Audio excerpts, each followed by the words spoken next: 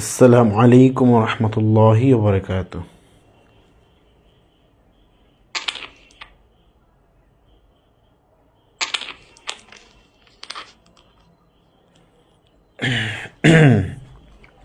Hopefully আপনারা সবাই ভালো আছেন, সুস্থ আছেন। আসলে আজকেও কারেন্ট নেই, কি করব, কিছু করার নাই, বাধ্য হয়ে আসলে এভাবে লাইভে আসতে হলো।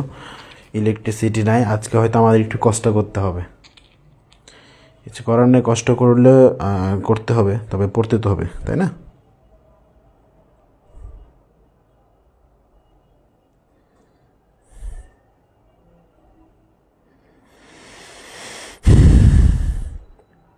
আচ্ছা, আমরা একটু অপেক্ষা করি। আজকে ক্লাসটা এত লং হবে না, 1 ঘন্টার মধ্যে শেষ করে দেবো ইনশাল্লাহ।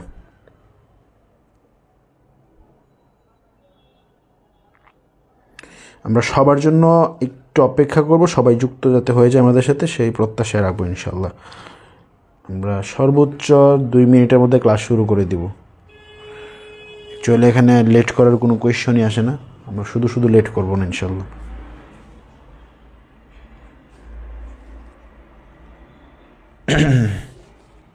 ওকে, আমার কথা ক্লিয়ার? তোমাদের কাছে কি আমার কথা ক্লিয়ারলি পৌঁছাচ্ছে কিনা, এতটুকু আমাকে কি একটু এনশিওর করো যে আমার কথা এক্স্যাক্টলি তোমাদের কাছে ক্লিয়ারলি পৌঁছাচ্ছে কিনা। এতটুকু ক্লিয়ার করো, তাহলেই হবে আমার।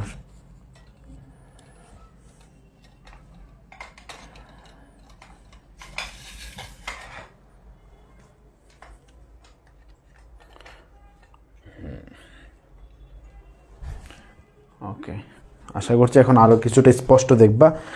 আরেকটা লাইট দিয়েছি আমরা। আচ্ছা, থ্যাংক ইউ।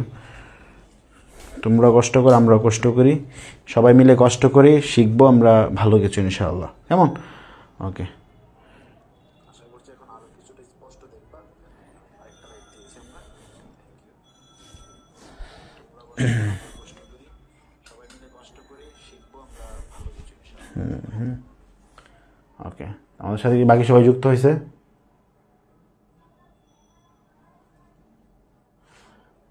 এটা রাখতেই হবে, এটা এখন হচ্ছে না।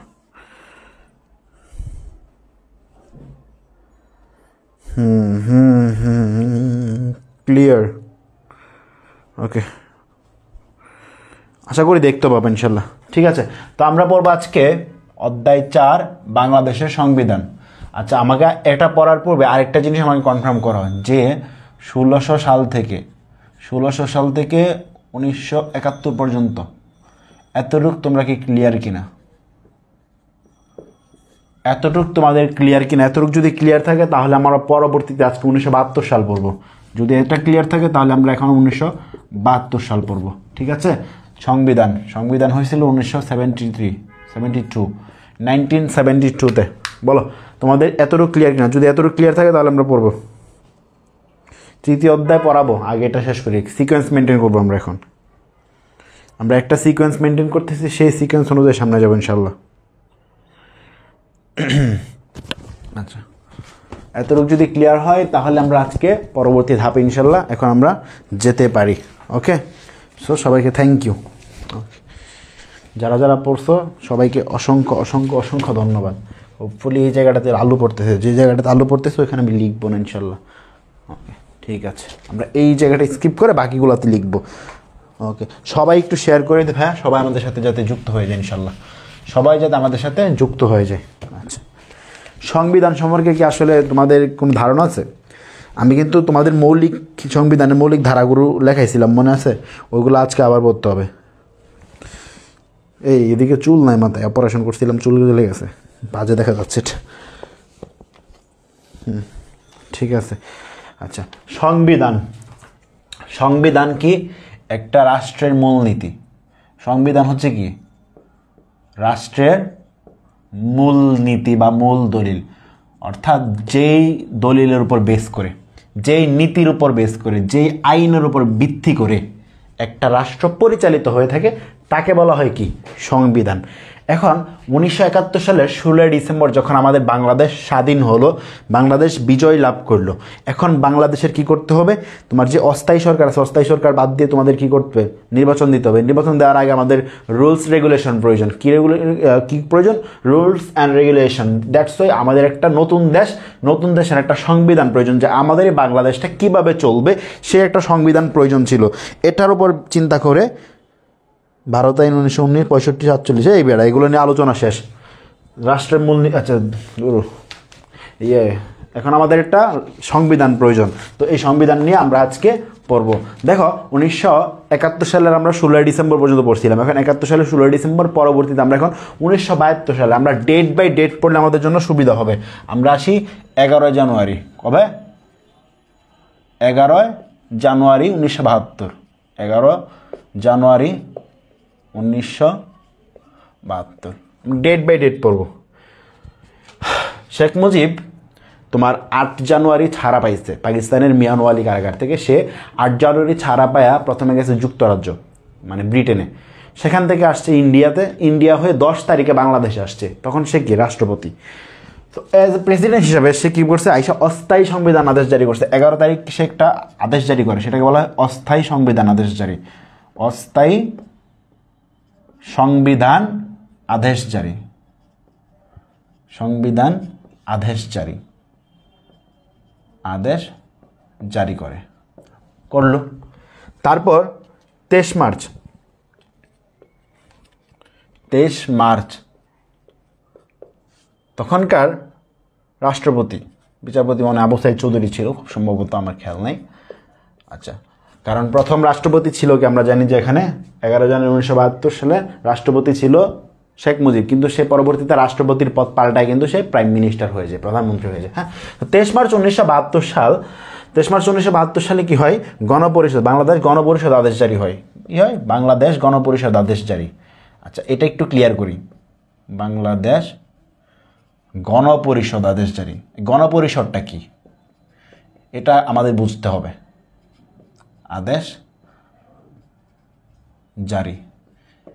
আচ্ছা, গণপরিষদ হচ্ছে ওই পরিষদ, যেমন আমরা তোমার যারা তোমার প্রতিনিধি হিসেবে বিজয় লাভ করছিল, অর্থাৎ 1970 সালের প্রাদেশিক নির্বাচন এবং তোমার প্রধান নির্বাচন, জাতীয় নির্বাচন, দুইটা নির্বাচন মিলে যারা কি প্রতিনিধি নির্বাচিত হয়েছিল, যারা ক্ষমতা লাভ করার কথা, তাদের একটা কি সবাই একজোট হয়ে তারা কি করবে? তোমার এই সংবিধান নিয়ে আলাপ আলোচনা করবে। মূলত তাদের একটা কি একটা সংস্থা টাইপের একটা পরিষদ গঠন করবে, যেটাকে বলা হয় গণপরিষদ। এই গণপরিষদের সদস্য হবে তারাই যারা 1970 সালের নির্বাচনে বিজয় লাভ করেছিল। ঠিক আছে? আচ্ছা, তো এখন গণপরিষদের প্রথম অধিবেশন হয় 430 সদস্য নিয়ে। কত তারিখে এটা? 10 এপ্রিল 1972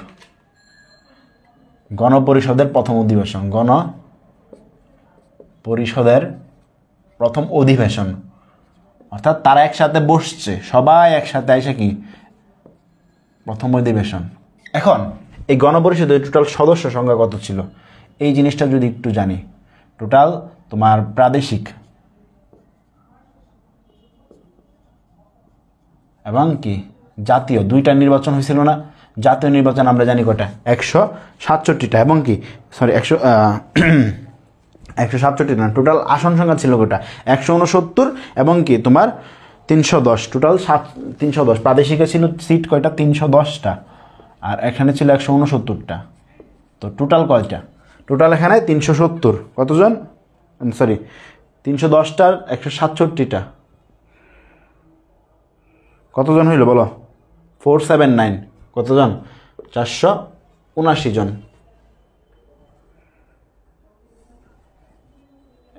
169 হবে এটা।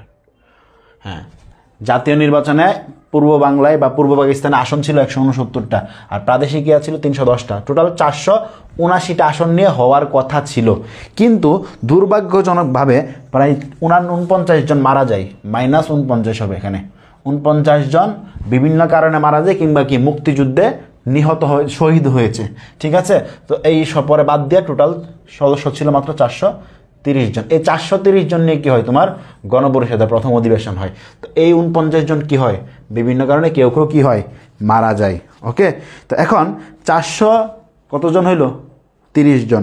এই 30 জনের মধ্যে কি বলো, 3 জন ছাড়া বাকি সবাই আওয়ামী লীগের। কারা কারা? 3 জন ছাড়া, এই 3 জন ছাড়া, 3 জন ব্যতীত সবাই আওয়ামী লীগ। 3 জন ব্যতীত সব আওয়ামী লীগের ছিল। ঠিক আছে, তাদের মধ্যে একজন কে কে ছিল, নেপের মুজাফফর,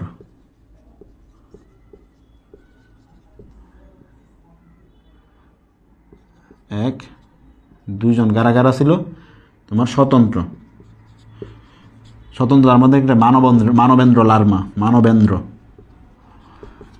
মানে পাহাড়ি অঞ্চল থেকে একজন, আর এমনিতে স্বতন্ত্র আর একজন। টোটাল কতজন হলো বলো?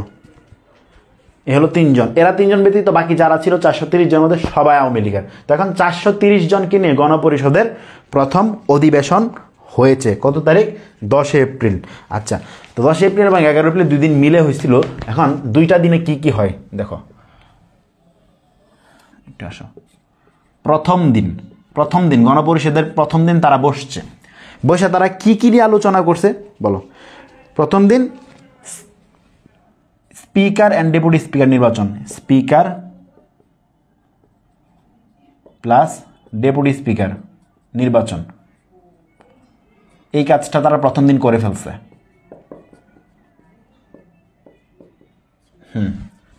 তারপর কি করছে, এটার সভাপতি কে ছিল, এই পরিষদের সভাপতি, এটা গুরুত্বপূর্ণ আসে, মাওলানা আব্দুর রহমান তর্কবাগিস। ওনার নাম কি? মৌলানা আব্দুর রহমান তর্কবাগিস। উনি ছিলেন এটার সভাপতি। তো এখন স্পিকারকে, ডেপুটি স্পিকারকে বলো? স্পিকারকে, ডেপুটি স্পিকারকে কেউ জানো এটা? আব্দুল হামিদ এবং কি মোহাম্মদুল্লাহ। স্পিকারকে আব্দুল হামিদ, আর ডেপুটি স্পিকার ছিল কে? মোহাম্মদুল্লাহ। এটা একটু লেখো। স্পিকার ছিল তোমার কে? আব্দুল হামিদ, আর ডেপুটি স্পিকার ছিল হচ্ছে কি মোহাম্মদুল্লাহ। ঠিক আছে, এরা নির্বাচিত হয়েছিল। আচ্ছা, তারপর আসো দ্বিতীয় দিন। এটা গেল প্রথম দিন। তারপর দ্বিতীয় দিন কি হয়? দ্বিতীয় দিন এখন এদের কাজ কি, এরা মূলত কেন একত্রিত হয়েছে? এরা একত্রিত হয়েছে প্রথম যে কাজটা করবে এটা হচ্ছে সংবিধান তৈরি করবে। তো সংবিধান তৈরি করার জন্য তো একটা সংবিধান কমিটি লাগবে। সংবিধান তো তোমার কি, এই 430 জন তো সংবিধান করতে পারবে না, তাই না? 430 জন মিলে সংবিধান করতে গেলে তো সমস্যা। 430 জন মিলে তো সংবিধান করা কোনোদিন সম্ভব না। 430 জন মিলে সংবিধান করতে গেলে ভাই এক একজন এক এক মতামত দিবে। তো এখন একটা কমিটি করছে দ্বিতীয় দিন, সংবিধান কমিটি, প্রণয়ন কমিটি। কি কমিটি? সংবিধান প্রণয়ন কমিটি। সংবিধান প্রণয়ন কমিটি। আচ্ছা, তো এই যে কমিটিটা করলো, এই কমিটির মধ্যে আসলে কারা কারা ছিল বা এই কমিটির সভাপতি কারা ছিল, এগুলো পরীক্ষার মধ্যে আসে। আচ্ছা, আমি যেহেতু এদিকে আলো নাই, আমি এই পাশে লিখতেছি। এটার মধ্যে যিনি সভাপতি ছিলেন ডক্টর কামাল হোসেন। দেখো, সভাপতি ডক্টর কামাল। সভাপতি কে ছিল? ডক্টর কামাল। সে কিন্তু আওয়ামী লীগের, মনে আছে? 23শে মার্চ 1971 সে কিন্তু বলছিল সাহিত্য শাসনের কথা। তারপর আসে একমাত্র মহিলা বেগম রাজিয়া বানু। মহিলা ছিল কে? বেগম রাজিয়া। কে ছিল? বেগম রাজিয়া। বিরোধী একজন ছিলেন, নাম বিরোধী দলের কে ছিল? বিরোধী দলে কে ছিল বলো?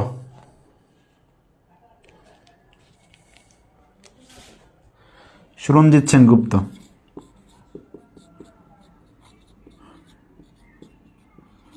সুরঞ্জিত সেন। তো টোটাল কতজন ছিল প্রণয়ন কমিটিতে? টোটাল কতজন ছিল প্রণয়ন কমিটিতে? 34 জন। 34 সদস্য ছিল এই কমিটিটাতে। টোটাল সদস্য ছিল 34 জন, যেটা পরীক্ষার মধ্যে সবচেয়ে বেশি এসে থাকে। এই কমিটির সদস্য ছিল ডক্টর কামাল নিজে, মহিলা ছিল একজন, তিনি বেগম রাজিয়া, এবং বিরোধী দলীয় যিনি ছিলেন তার নাম হচ্ছে সুরঞ্জিত সেন। ঠিক আছে, এতটুকু লিখো আপাতত, এতটুকু লিখো।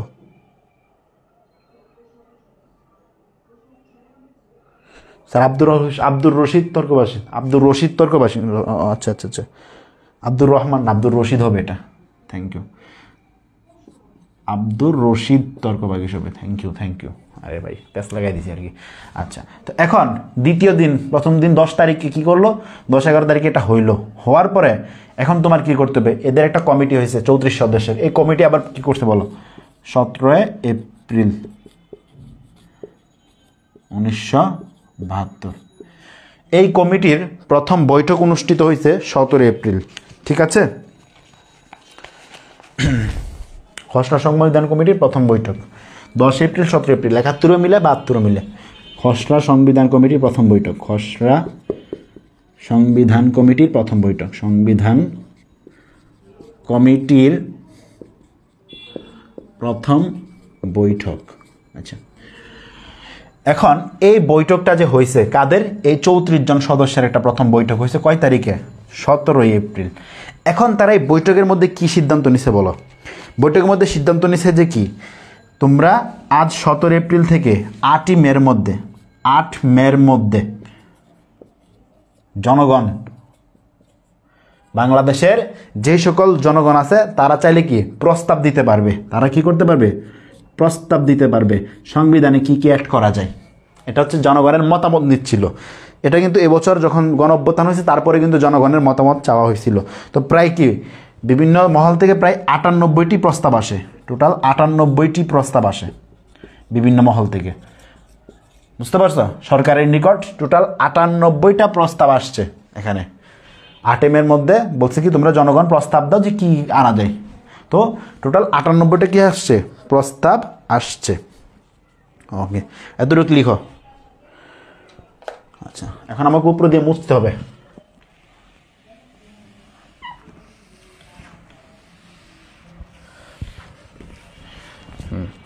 তারপর তো এই 17 এপ্রিলের পর আমরা চলে যাব 10 জুন। 10 জুন 1972। আচ্ছা, তো এখন মানুষ তো কী করলো, তোমার বিভিন্ন ধরনের কথা বললো বা বিভিন্ন ধরনের প্রস্তাব দিল, এবং তারা নিজেরাও কি, যারা ছিল মোটামুটি ভালো ব্রিলিয়ান্ট বুদ্ধিজীবী টাইপের লোক ছিল, ওনারাও কি করলো, বিভিন্ন দেশের সংবিধান দেখে দেখে একটা নিজেদের একটা খসড়া সংবিধান বানাইলো, একটা সংবিধান বানাইছে, ড্রাফট করছে। তো এই ড্রাফট সংবিধানটা কি করছে পরবর্তীতে, এই 10 জুন 1972 সাল কি টোটাল 17 এপ্রিল থেকে 10 জুন টোটাল 74টি বৈঠক, 74টি বৈঠক, 74 বার ওরা বসছে। 74 বৈঠক শেষে বিদেশে যান। কে, ডক্টর কামাল হোসেন বিদেশে যান, অর্থাৎ বিভিন্ন দেশের, বিশেষ করে ভারত এবং কি তোমার যুক্তরাজ্য সফরে গিয়ে, ভারত এবং যুক্তরাজ্য এই দুইটা দেশের সফরে গিয়ে কি করেন তিনি, ওই দেশের যারা আছেন তোমার, ওই দেশের যারা মনে করে যে বিশেষজ্ঞ আছে এই ব্যাপারগুলো খুব ভালো বুঝে, তাদের সাথে কি করেন তিনি কথা বলেন। অর্থাৎ কি করলে ভালো হয়, বা আমাদের সংবিধান যেটা বর্তমানে করছে এই সংবিধানটা কি ঠিক আছে নাকি এর চাইতে বেটার কিছু করলে ভালো হয়। সো এই ব্যাপারগুলো নিয়ে কি করেন তিনি কথা বলা শুরু করেন। আচ্ছা, তারপর 10 জুন যখন গেল, বৈঠক শেষে তিনি বিভিন্ন দেশের, যুক্তরাষ্ট্রে গিয়ে বিভিন্ন দেশের কথাবার্তা বলে ফিরে আসছে। ফিরে এসে তিনি কি করেন 12 অক্টোবর 1972 12 অক্টোবর 1972 তিনি কি করেন, এই যে গণপরিষদটা হয়েছিল, অর্থাৎ 430 জনের যে একটা গণপরিষদ হয়েছিল, এই গণপরিষদে 12 অক্টোবর তিনি কি করেন, এটা বিল আকারে পেশ করেন।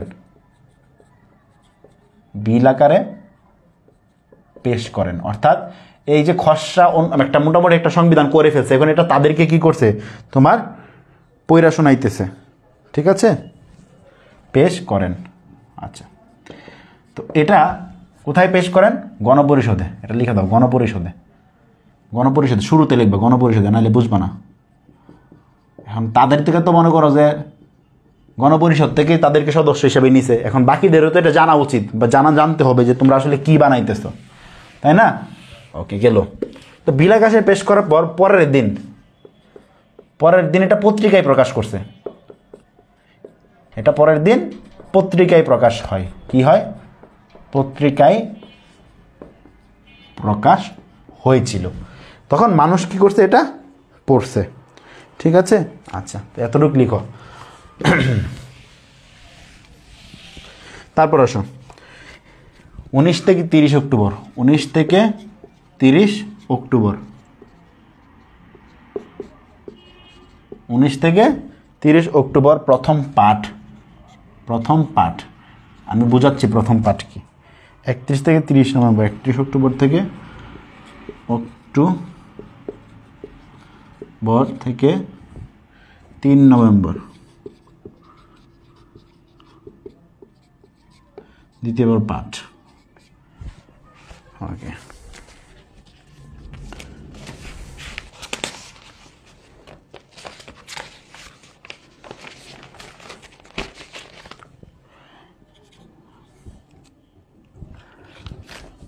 চার নভেম্বর 1972 তৃতীয় ও শেষ পাঠ। অর্থাৎ কি, প্রথম 19 থেকে 30 অক্টোবর এই কয়েকদিন প্রথম পাঠ। এটা মানে একবার পইরা শুনাইছে, সবাই পড়ছে, সবাই পইরা শুনছে গণপরিষদে, আবার এটা পইরা শুনছে।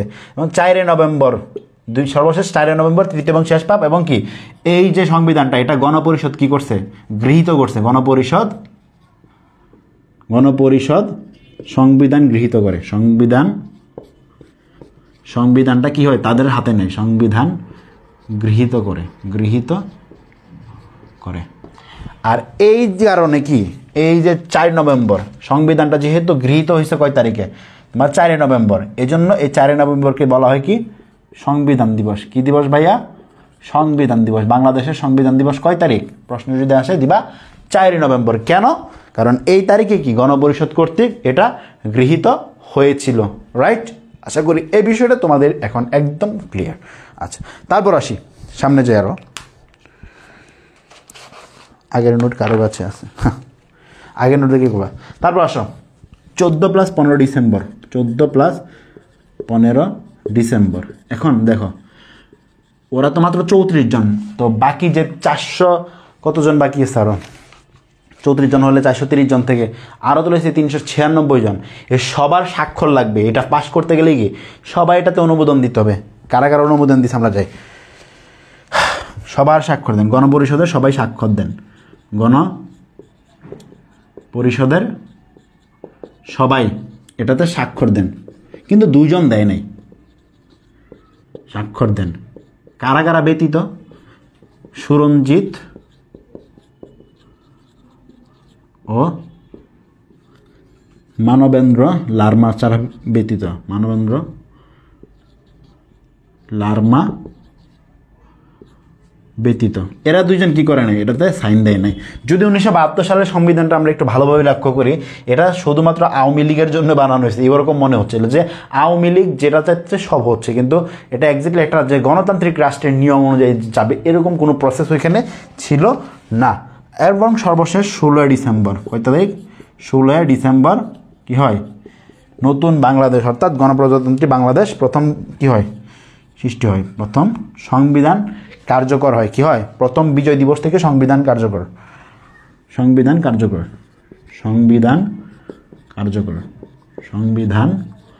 কার্যকর হয় কখন? এই তারিখ থেকে। ঠিক আছে, ওকে।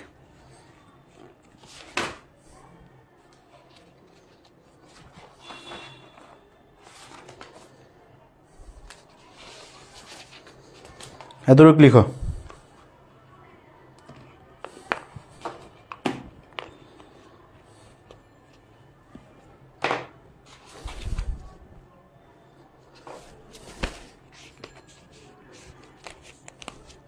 এতটুকু লিখো। এখান থেকে ইউনিভার্সিটি অ্যাডমিশনে একটা কোয়েশ্চন থাকেই, বুঝতে পারছো? আচ্ছা, এতটুকু লেখা শেষ আশা করছি। এতটুকু লেখা শেষ। আমরা এখন এই যে সংবিধানটা হয়েছে, এখন সংবিধান সম্পর্কে কিছু তথ্য আমরা জেনে নেব ইনশাল্লাহ, ঠিক আছে? সংবিধান সম্পর্কে আমরা কিছু তথ্য জেনে নিব। আচ্ছা, তোমরা কি এখানে যারা আছে অ্যাডমিশন দিবা, তোমরা বিশ্ববিদ্যালয়ে অ্যাডমিশন কারা দিবা বলো? বিশ্ববিদ্যালয়ে অ্যাডমিশন কারা দিবা? কারা অ্যাডমিশন দিবে একটু দেখি, নুরানির নামগুলো একটু পড়ি। মানবেন্দ্র লার্মা, মানকেন্দ্র না, মানবেন্দ্র লার্মা।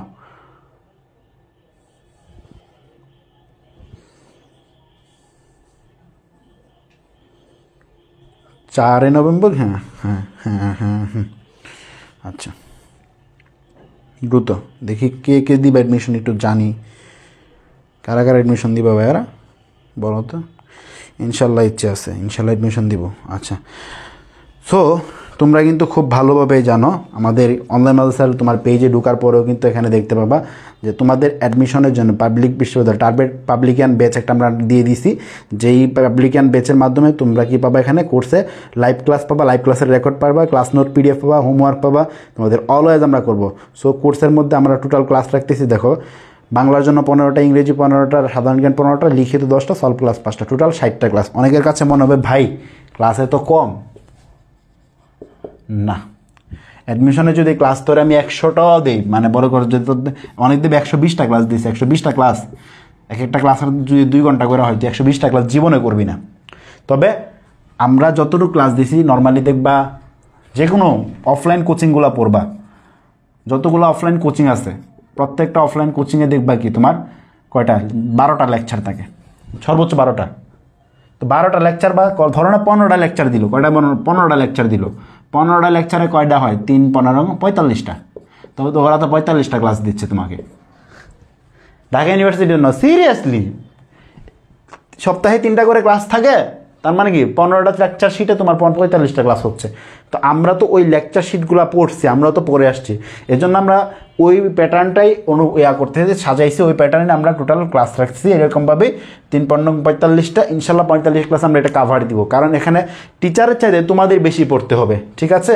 সো তোমরা যারা আমাদের সাথে অ্যাডমিশনে যুক্ত হতে চাও, আমরা ঢাকা ইউনিভার্সিটিকে মেনলি টার্গেট নিতেছি, এবং ঢাকা ইউনিভার্সিটির অ্যাডমিশনের প্রিপারেশন যারা নিবে তাদের কিন্তু তোমার মোটামুটি অন্যান্য ইউনিভার্সিটির অ্যাডমিশনের প্রিপারেশনটা অর্ধেকের বেশি হয়ে যাবে, অর্ধেকও না, 80% প্লাস হয়ে যায়, অর্ধেকের চাইতে অনেক বেশি ইয়ে হয়ে যায়। সো যারা ভর্তি হবা আমাদের সাথে অ্যাডমিশনে ভর্তি হওয়ার জন্য, অ্যাডমিশন ভার্সিটি অ্যাডমিশনের জন্য তোমরা জাস্ট আমাদের যে নাম্বারটা আছে 01315015310, এই নাম্বারে আমার সাথে যোগাযোগ করবা, ঠিক আছে? এখন যারা ভর্তি হবা প্রথম 200 জন আমাদের বই পাবা। আমাদের সর্বপ্রথম বই, যে বইগুলো আমরা তৈরি করব কি দিয়ে জানো? প্রতি বছর এমন কিছু রুলস থাকে যেগুলো থেকে প্রশ্ন আসে, যেমন তোমাদের কাছে সাবজাম্পটিক ওয়ার্ড, এমবেডেড কোয়েশন, এগুলো তোমাদের কাছে নতুন মনে হবে, যাক এগুলো তোমরা বুঝবা, ক্লাস করার সময় বুঝবা। তারপর কন্ডিশনাল সেন্টেন্স আছে, এগুলো থেকে প্রত্যেক বছর কোয়েশন হয়ে থাকে, ঠিক আছে?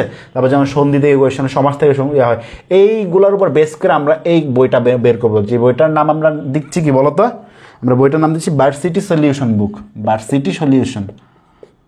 এটা আমরা প্রথম 200 জনকে দিব আমাদের, কারণ স্টুডেন্ট বেশি হইলে সমস্যা, স্টুডেন্ট যত আমরা লিমিটে রাখতে পারবো তত ভালো স্মুথলি সার্ভিস দিতে পারবো। তো যারা ভর্তি হতে চাও প্রথম 200 জন, আমরা কিন্তু 200 জনের বাইরে গেলে এই বইটা আমরা দিতে পারবো না, কারণ আমরা 200 কপি ছাপাবো। তো এর বাইরে যদি কেউ চলে যাও কোনো কারণে, হয়তো তাদেরকে আমরা পিডিএফ আকারে দিতে পারবো, কিন্তু বই আকারে দিতে পারবো না। আর যারা ভর্তি হবো প্রথম 200 জনের জন্য ওই বইটা আমরা কি করব, তোমার কুরিয়ার করে পাঠিয়ে দিব, কুরিয়ার করে পাঠিয়ে দিব, ঠিক আছে? স্যার বারা ভর্তি হবা আমাকে কাইন্ডলি তোমার কি করবা, এই নাম্বারটাতে নক দিবে 01315015310, ঠিক আছে? আলিম রেজাল্টের পর সিদ্ধান্ত নেওয়া হবে, ততদিনে তোমার ভার্সিটি প্রিপারেশন আসমান উঠে যাবো ভাই। আলিম রেজাল্টের পর সিদ্ধান্ত, আলিম রেজাল্ট দিতে 2-2.5 মাস পরে, ভার্সিটি অ্যাডমিশনের সময় আছে আমার হাতে 4 মাস, ততদিনে তো অ্যাডমিশন চাঙ্গে উঠে যাবো রে ভাই। এখন তোমার ডিউকে টার্গেটে রেখে তুমি অন্যান্য ইউনিভার্সিটির জন্য প্রিপারেশন নিতে পারবা। তবে আমি কখনোই বলবো না তোমাদের ফার্স্ট প্রায়োরিটি প্রত্যেকেরই আসলে নিজের পছন্দের ইউনিভার্সিটি হওয়া উচিত, তবে ডিউটা মানে কেন হাতছাড়া করবা? এখানে এক্সাম দাও, এক্সাম তো তুমি জীবন একবারই দিতে পারতেছো ডিউতে, দ্বিতীয়বার সুযোগ নেই। তুমি একবার না দিলে আর জীবনে দিতে পারবে না, কামলেও দিতে পারবে না। তো দেওয়ার হলে এখনই দিয়ে দিবা এবছর, ঠিক আছে? অন্যান্য ইউনিভার্সিটি টার্গেটে থাকতে পারে, তাই বলে তুমি ডিউকে অবহেলা করবা, এটা কিন্তু খারাপ হবে, ঠিক আছে? ওকে, যারা অ্যাডমিশনে নিতে চাও জাস্ট আমাকে নক দিও পার্সোনালি, ইনশাল্লাহ, ঠিক আছে? ওকে, বইয়ের জন্য আলাদা পেমেন্ট করতে হবে? না না, বইয়ের জন্য কোনো আলাদা পেমেন্ট করতে হবে না। আচ্ছা, সংবিধানের বৈশিষ্ট্য, সংবিধানের বৈশিষ্ট্য, এই প্রত্যেকটা জিনিস কিন্তু আমার ওই সময় পড়তে হবে, অ্যাডমিশন এগুলো সব পড়তে হবে, এগুলো এখন থেকে তোমাদেরকে সুন্দর করে পড়ায় নিতেছি, ঠিক আছে? আচ্ছা, আর এটা বলতে স্মার্ট বোর্ড থাকবে। স্মার্ট বোর্ড দিয়ে তুমি কী করবে? আমরা ক্লাস নিব, আমরা যে চেষ্টা করতেছি এবছর ক্লাসগুলো ইয়ে দিয়ে নেওয়ার জন্য, গুগল মিট দিয়ে নেওয়ার জন্য, যাতে টিচারের সাথে সরাসরি কথা বলতে পারো। আমাদের টিচার্স প্যানেল দেখছো তোমরা কারা কারা? কাহার স্যারের ক্লাস করছো না? আলিমে, ঢাকা ইউনিভার্সিটিতে উনি 14তম হয়েছে, ওনাকে দিয়েছে বাংলা পুরা ডিপার্টমেন্ট, উনি 10 মিনিট স্কুলে বাংলা টিচার। তো এখানে তো ভাই যেন তেন লুকরে ঢুকাই না, সেটা জানো। ঢাকা বিশ্ববিদ্যালয়ে সবচাইতে ডিফিকাল্ট, সবচাইতে মানে হাই কোয়ালিটি যেটার ডিপার্টমেন্ট সেটা হচ্ছে আইবিএ, সেই ইংরেজি ডিপার্টমেন্ট, টোটালি ইংলিশে কোয়েশ্চন হয় ওইটার, এবং ভর্তি পরীক্ষার কোয়েশ্চন দেখলে মাথা ঘোরাবে, কয়েকটা শব্দ ছাড়া কিছু বুঝবে না। তো ওইখানকার ইংলিশ ওই স্টুডেন্ট দিয়ে আমরা ইংলিশ ক্লাস নেবো তোমাদেরকে। রাশেদুল ইসলাম মুরাদ স্যার বিসিএসে পুরো বাংলাদেশে ইংলিশে প্রথম, মানে ইংলিশ মানে শিক্ষা ক্যাডারে প্রথম হয়েছে ইংরেজি থেকে, মানে ইংরেজি নিয়ে পড়ায় আর কি, ইংরেজি পড়ে। তো ওনাকে আনতেছে তোমাদের ইংলিশ পড়ানোর জন্য। সো টিচার্স প্যানেল হাই কোয়ালিফিকেশনের টিচার্স প্যানেল দিচ্ছি। সাধারণ জ্ঞানের জন্য একটা সাধারণ জ্ঞান বই লেখছে এমন একজন টিচার দিব, হাতে আমি থাকবো বাংলাদেশ অংশ নিয়ে, কারণ বাংলাদেশ অংশ আমি তোমাদেরকে পড়াইতেছি, দেখতেছো কেমনে পড়াইতেছি, ঠিক আছে?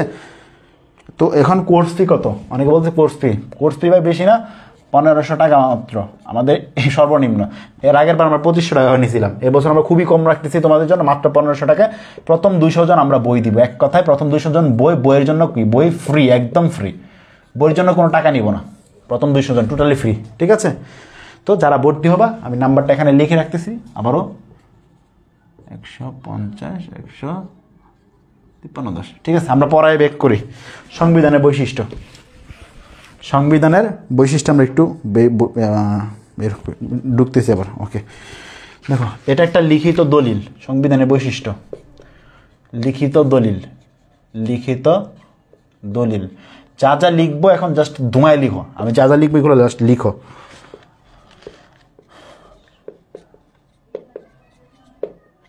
যা যা লিখতেছি ধুমায় লিখো।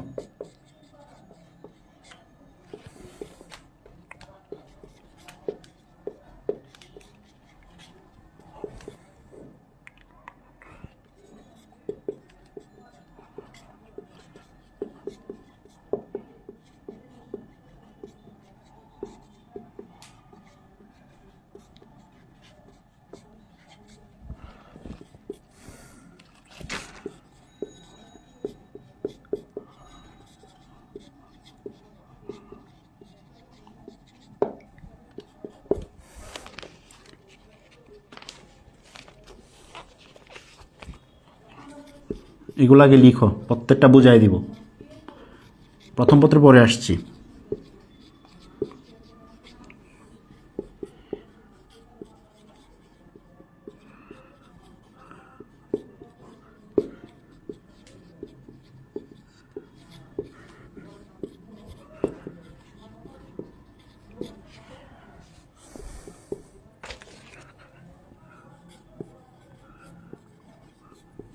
এখান থেকে একটা এমসি আসার সম্ভাবনা আছে। এক কেন্দ্রিক সরকার কি কত বছর আসছে? গতবার, আগের বার।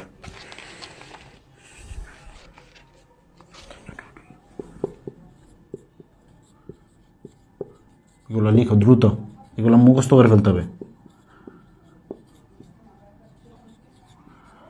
জনগণের সার্বভৌমত্ব,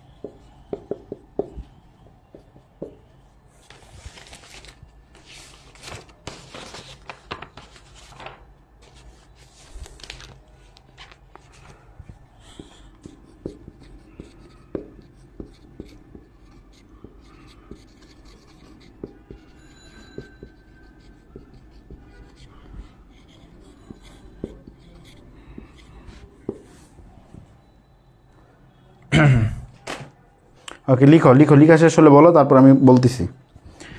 লিখা শেষ হলে বলো, তারপর আমি একটা একটা বলতেছি কোনটা কি।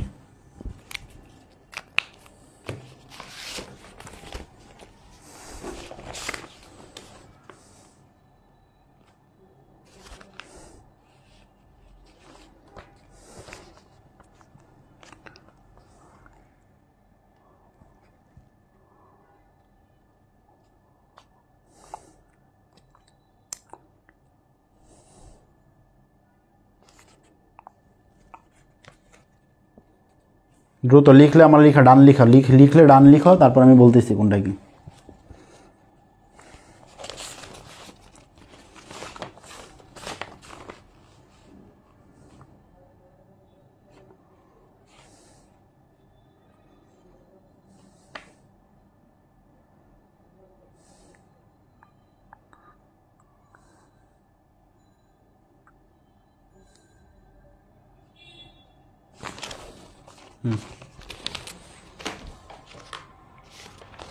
ওকে, সংবিধানের বৈশিষ্ট্য, এটা একটা লিখিত দলিল, যেহেতু এখানে সব কিছু লিপিবদ্ধ করা আছে, এটা একটা দলিল বাংলাদেশের। যেমন জুলাই সনদ চাচ্ছি আমরা, সাংবিধানিক চাচ্ছি। দুষ্পরিবর্তনীয় সংবিধান, অর্থাৎ মানে তোমার 2/3 মানে 3/2, অর্থাৎ তোমার আইনসভার মধ্যে যে সদস্য থাকবে তাদের মধ্যে 3/2 অংশ যদি ভোট দেয়, তখন কি সংবিধানটা চেঞ্জ করা যাবে, না হলে চেঞ্জ করা যাবে না। এটা একটা কি প্রজাতন্ত্র। প্রজাতন্ত্র কি মানে কি? প্রজাদের শাসন বা মানুষের শাসন, গণতন্ত্র। প্রজাতন্ত্র মানে হচ্ছে কি গণতন্ত্র। রাষ্ট্র পরিচালনার মূলনীতি, তো অর্থাৎ এটার উপর বেস করে কি তোমার রাষ্ট্রটা চলবে, এটার মধ্যে যা আছে সেই আইন অনুযায়ী একটা দেশ চলবে। মৌলিক অধিকার, এটা হচ্ছে 3য় ভাগে বলা আছে, একজন মানুষের মৌলিক অধিকার কি রাষ্ট্র সেগুলা কি নিশ্চিত করবে। এক কথায় মৌলিক অধিকার রাষ্ট্র সেগুলা নিশ্চিত করতেই হবে। তারপর আসলে সংসদীয় গণতন্ত্র। সংসদীয় গণতন্ত্র মানে কি? ফার্স্ট পেপারে পড়ছিলাম, সংসদীয় গণতন্ত্র বলা হয় কি এরকম একটা শাসন ব্যবস্থা যেখানে কি তোমার শাসন ব্যবস্থা কার কাছে থাকবে? শাসন ব্যবস্থা মন্ত্রী শাসন ব্যবস্থা থাকবে মন্ত্রী পরিষদের কাছে। এটা হচ্ছে কি সংসদীয় গণতন্ত্র। ঠিক আছে, এক কক্ষ বিশিষ্ট আইনসভা, তোমার একটাই আইনসভা এবং কি সবাই এক জায়গায় থাকে। আর বিভিন্ন ধরনের দেশ আছে যেখানে কি আমরা দ্বিকক্ষ বিশিষ্ট আইনসভা পাই, এবং উপরে এবং নিচে, উপরে থাকে উচ্চকক্ষ, নিচে থাকে নিম্নকক্ষ, বুঝছো, এরকম ভাবে কি আলাদা থাকে। আচ্ছা, তারপর আসি এক কেন্দ্রিক সরকার। এক কেন্দ্রিক সরকার মানে কি? এক জায়গা থেকে শাসন করা, এক জায়গা থেকে দেশ শাসন করা, পুরা দেশটা এক জায়গা থেকে শাসন করাকে বলে এক কেন্দ্রিক সরকার। বাংলাদেশ সরকার তো এক কেন্দ্রিক, অর্থাৎ এক মন্ত্রণালয়, অর্থাৎ তোমার শাসন বিভাগ থেকে কি পুরা দেশ শাসন করা হয়। এটার কোনো কি নাই, তোমার প্রাদেশিক কোনো প্রদেশ নাই, অর্থাৎ পুরো দেশটা এক জায়গা থেকে শাসন হচ্ছে। জনগণের সার্বভৌমত্ব, অর্থাৎ সকল ক্ষমতার মালিক কে? ক্ষমতার মালিক জনগণ, ক্ষমতার মালিক, সব কিছুর মালিক কি? জনগণ। দেশটা কারো বাপের না, এই জন্য বলে মালিকানা নীতি। এখন আসো মালিকানা নীতিটাকে কি বলতে আছে, যেমন ধরো কোনো একটা সম্পত্তি কিনবা, তুমি একটা জায়গা কিনবা, এখন এই মালিকানা নীতি হবে 3 ধরনের, একটা হচ্ছে রাষ্ট্রীয়, একটা হচ্ছে সমবায় এবং কি ব্যক্তিগত। 3 ধরনের, 3 প্রকার। কি কি? ব্যক্তিগত, সমবায় এবং রাষ্ট্রীয়। ঠিক আছে, ব্যক্তিগত মানে কি তুমি নিজের যে সম্পত্তি কিনবা এটাকে বলা ব্যক্তিগত, আর রাষ্ট্রীয় যেটা রাষ্ট্রের যেটা। ঠিক আছে, ওকে। আর সমবায় একসাথে 3 জন মিলে যেমন একটা ইয়া কিনে না, সমবায় প্রতিষ্ঠান, ওই টাইপের আর কি, যেমন একটা প্রতিষ্ঠান 3 জন মিলে ইয়া করতেছে।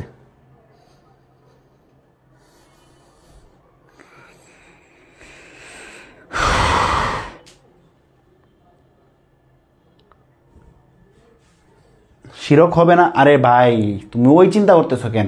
আমাদের ওই ক্ষমতা আছে, রাষ্ট্রের ক্ষমতা বলতেছে, রাষ্ট্রে যে চলবে, রাষ্ট্রের সব কিছু মালিক রাষ্ট্রের জনগণ, মানে এর উপর মানে প্রভাব খাটাতে পারবে না। ওই দিক থেকে চিন্তা করো, এটা ওই পাশে ওই চিন্তাতে যাও না তুমি। ঠিক আছে, 3 প্রকার, ব্যক্তিগত, সমবায় এবং রাষ্ট্রীয়। তবে রাষ্ট্রীয় আর ব্যক্তিগত এবং সমবায় এটা সীমিত, এটা রাষ্ট্রের আইন দ্বারা সীমিত করে রাখা হয়েছে। তবে সমবায় মানে একসাথে কয়েকজন মিলে যেটা করে আর কি। তারপর আছে ন্যায়পাল। এই ন্যায়পাল পদ সৃষ্টি করা হয়েছে এই সংবিধানের মাধ্যমে। ন্যায়পাল কি করতে পারবে? যেই কোনো মানে সরকারি প্রতিষ্ঠানের বিরুদ্ধে সে তদন্ত করতে পারবে, এটা হচ্ছে তার কাছে। তারপর কি প্রশাসনিক ট্রাইব্যুনাল। তো বাংলাদেশের সংবিধান কি সংসদ কর্তৃক আইনের দ্বারা এক বা একাধিক ট্রাইব্যুনাল গঠনের বিধান করা হয়েছে। সরকারি কর্মকর্তাদের কি বদলি, নিয়োগ, স্থানান্তর, পদোন্নতি এবং এগুলা কি তোমার প্রশাসনিক ট্রাইব্যুনাল দেখবে। তারপর 18+ ভোটাধিকার, তোমার 18+ ভোটাধিকার অল দ্বারা বোঝাচ্ছি যে কেউ হোক, নারী পুরুষ বর্ণ নির্বিশেষে সবাই, ঠিক আছে, 18+ হলে সে ভোট দিতে পারবে। তারপর কি নির্বাচন ও কর্ম কমিশন গঠন, নির্বাচন এবং কর্ম কমিশন। আচ্ছা, নির্বাচন এবং কি কর্ম কমিশন আলাদাভাবে গঠন করা। বিচার বিভাগের স্বাধীনতা কি এটাতে?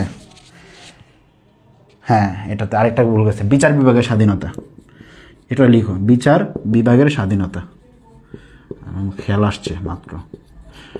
অর্থাৎ তোমার আমি বলি এগুলো হচ্ছে সাংবিধানিক প্রতিষ্ঠান, একটু পর আমরা পড়বো হয়তো সাংবিধানিক প্রতিষ্ঠান কি। নির্বাচন কমিশন এবং কি কর্ম কমিশন। নির্বাচন কমিশন হচ্ছে নির্বাচন পরিচালনা করা, মানুষের তোমার এনআইডি করা, জন্ম নিবন্ধন এগুলোর কাজ ওদের, এবং নির্বাচন পরিচালনা করা। তারপরে কর্ম কমিশনের কাজ হচ্ছে কি তোমার সরকারি পরীক্ষাগুলো, নিয়োগ পরীক্ষাগুলো নিয়ে সরকারি কোনো ইয়াকে কী করা, তোমার যারা সরকারি কর্মকর্তা এদেরকে বদলি টদলি করে দেয়, এটা হচ্ছে ওরা করে, বিশেষ পরীক্ষা যারা নেয় আর কি।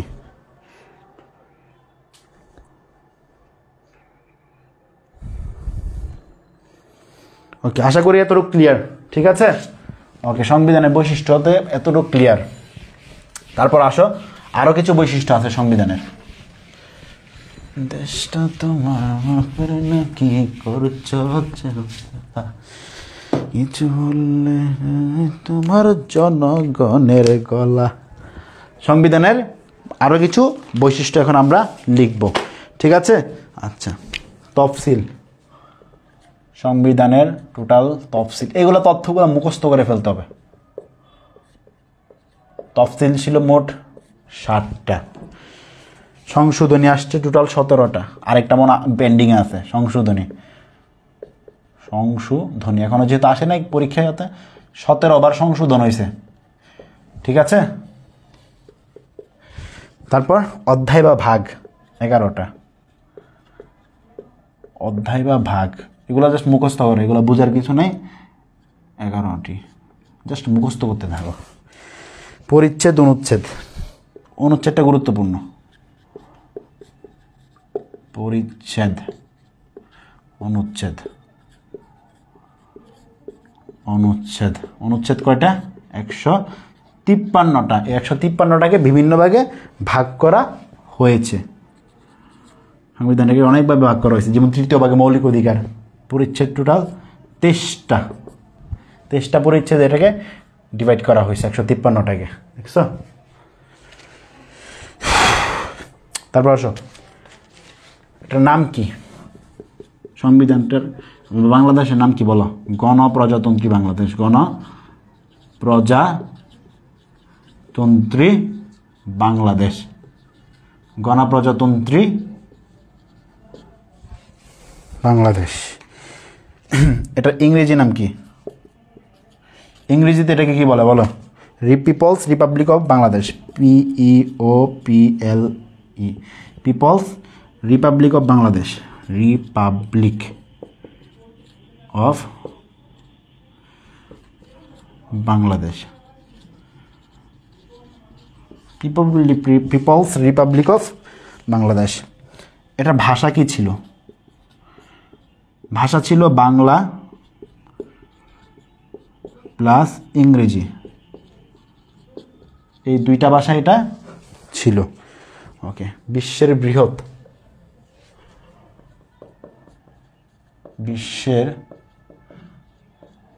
বৃহৎ সংবিধান কাদের বলো? ভারতের। বিশ্বের সবচেয়ে বৃহৎ সংবিধান ভারতের। আর প্রথম সংবিধান, পৃথিবীর প্রথম সংবিধান, বিশ্বের প্রথম লিখিত সংবিধান, লিখিত হচ্ছে কি?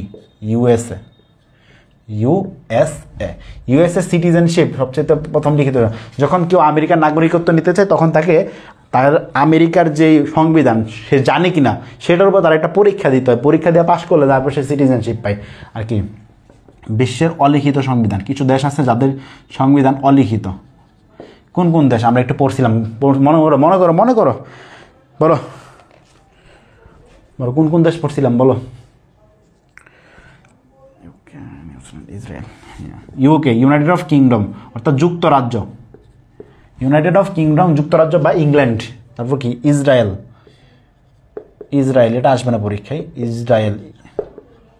আরেকটা কি বলো, নিউজিল্যান্ড, নিউজিল্যান্ড।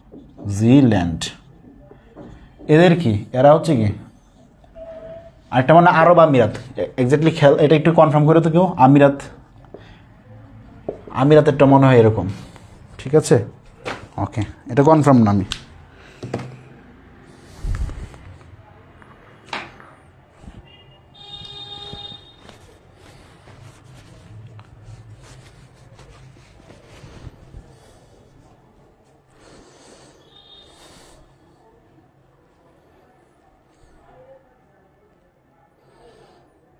শেষ করো, শেষ করো, লেখা শেষ করো, লেখা শেষ করো। আচ্ছা, মৌলিক অধিকার কি তোমাদেরকে এখন লিখতে হবে? মৌলিক অধিকারগুলো লিখে দিতে হবে? আগের ক্লাস দিলে হবে না, লিখে দিব বলো তো? আগের ক্লাস তো একদম হুবহু এখান থেকে আমি করাইছিলাম মৌলিক অধিকারগুলো। অনুচ্ছেদ তোমাদের সিলেবাসে নাই, সংবিধান তো সংবিধানের সংশোধনীগুলো তোমাদের সিলেবাসে নাই, তাহলে বলো এখন কি করব? কংগ্রেস প্রতিষ্ঠা করছে একজন ইংরেজ, তার নাম অ্যালেন অক্টেভিয়ান। সে তো চাইবে আমাদের উপকার না করে অপকার হোক, কিন্তু এই উপকারটা কেন করছে? ভাই রে ভাই, কী পরিমাণ চিন্তা মানুষের মাথার মধ্যে, আমি এলিয়ে চিন্তা করতেছি কেন উপকার করছে, এটা হলেও সে চিন্তা করতেছে। আল্লাহু আকবার, আল্লাহ।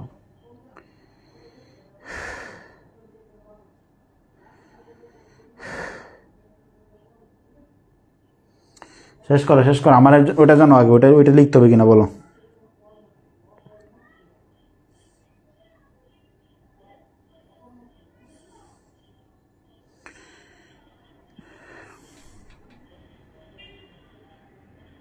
আবার লিখবো,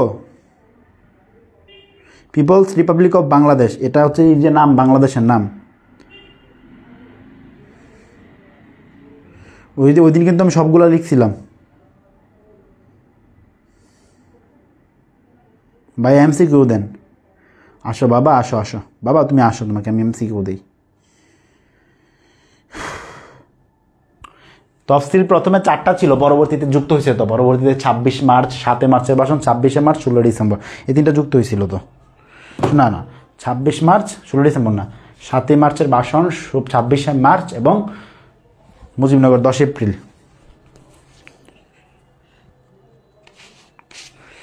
মৌলিক অধিকার, মৌলিক অধিকার। আচ্ছা, 1 মিনিট সময় লাগবে, একটু লিখে দিতেছি। লিখে দিলে তো সময় লাগতেছে প্রচুর, হিউজ টাইম লাগতেছে। ঠিক আছে, তোমরা চাই একটা কাজ করো, তোমরা একটা স্ক্রিনশট মারো, আমি তোমাদেরকে দেখাচ্ছি, তোমরা একটা স্ক্রিনশট মারবা। ওকে ভাইয়া, আমি তোমাদেরকে দেখাচ্ছি, তোমরা একটা স্ক্রিনশট মেরে রেখে দিবা।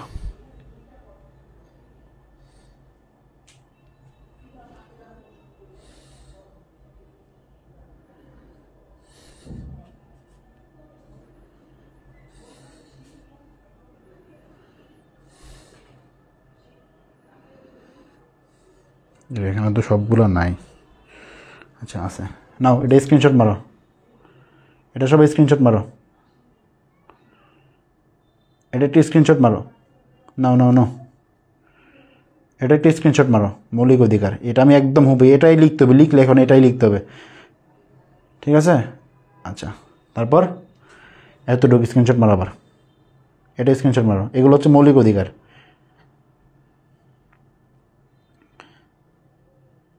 ওকে, ঠিক আছে।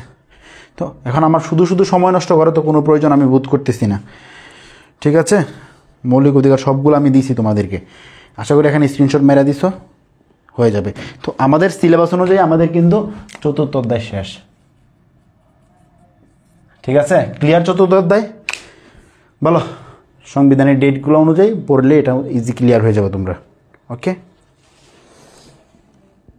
এখান থেকে এখন শোনো, পুরো 1 পৃষ্ঠা লাগবে, তো 1 পৃষ্ঠা জায়গা রাইখে তারপরে চলে যাও। এই অধ্যায় এতটুকুই, এই অধ্যায় শেষ, এই অধ্যায় এতটুকুই, তোমাদের সিলেবাস অনুযায়ী এই অধ্যায় তো এতটুকুই। ওকে, তারপরে আমি একটু সিলেবাসটা আবার দেখে নিই।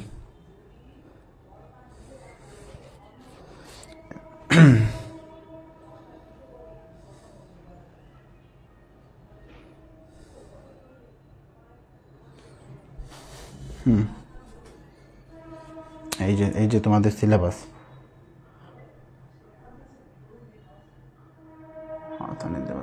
হ্যাঁ এই যে দেখো,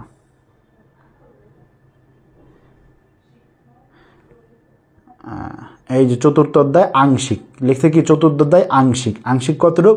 প্রণয়নের ইতিহাস আমরা পড়ছি ভাই, প্রণয়নের ইতিহাস পড়ছি, বৈশিষ্ট্য আমরা পড়ছি, রাষ্ট্রীয় মূলনীতি পড়ছি, মৌলিক অধিকার পড়ছি, ঠিক আছে। রাষ্ট্রীয় মূলনীতিগুলা, রাষ্ট্রীয় মূলনীতি বা মূলধন এটা বললাম, মৌলিক অধিকার তো আমি বলেই দিলাম। এই সিলেবাস এতটুকু, এটা আংশিক ছিল। এখন আমরা কি আরও সামনে আগাবো না ক্লাস শেষ করে দিব বলো? কালকে সকালের জন্য কোনো কিছু রেখে দিব নাকি ক্লাস শেষ করে দিব বলো তো? এই অধ্যায় এতটুকুই, আর একটু রিভিশন দেন ক্লাস একের মতো। এক জিনিস বারবার মজা লাগে, বল এক জিনিস বারবার মজা লাগে তবু আছে? ক্লাস একের মতো, ক্লাস একে যেভাবে দিয়েছিলাম ক্লাস 2ও তো দিয়েছি এভাবে। ক্লাস 2 একটা সবচেয়ে কঠিন ছিল, ঠিক আছে।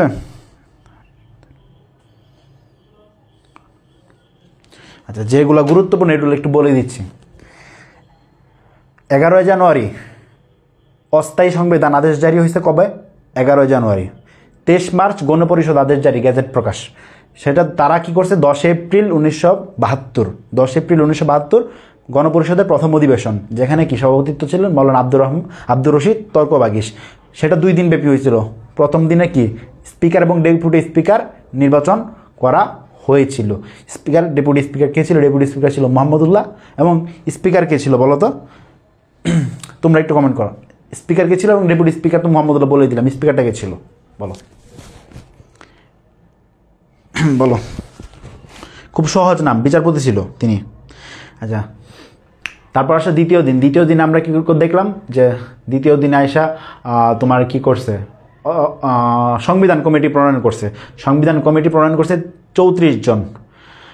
আচ্ছা, এর ভিতরে তো আবার ইয়াতে গেছে গণপরিষদ যেটা করছিল, ওইখানে কিন্তু টোটাল 430 জন ছিল, যদিও 479 জন থাকার কথা, 49 জন কি বিভিন্ন কারণে মারা যাওয়ার কারণে 430 জন ছিল।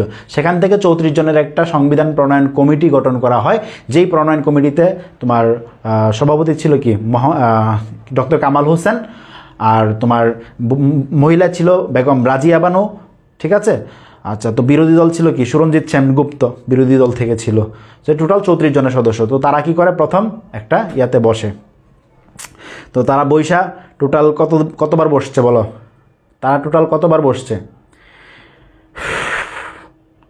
সংবিধান প্রণয়ন কমিটি 34 জন সদস্য, ওনারা প্রথমে বসছে, বৈশা এই সংবিধান একটা প্রণয়ন করছে। প্রণয়ন করার পূর্বে তারা কিন্তু পরের দিন, অর্থাৎ 17 এপ্রিল 18 এপ্রিলের দিকে ওনারা কিন্তু পরের দিন কি করে বলো?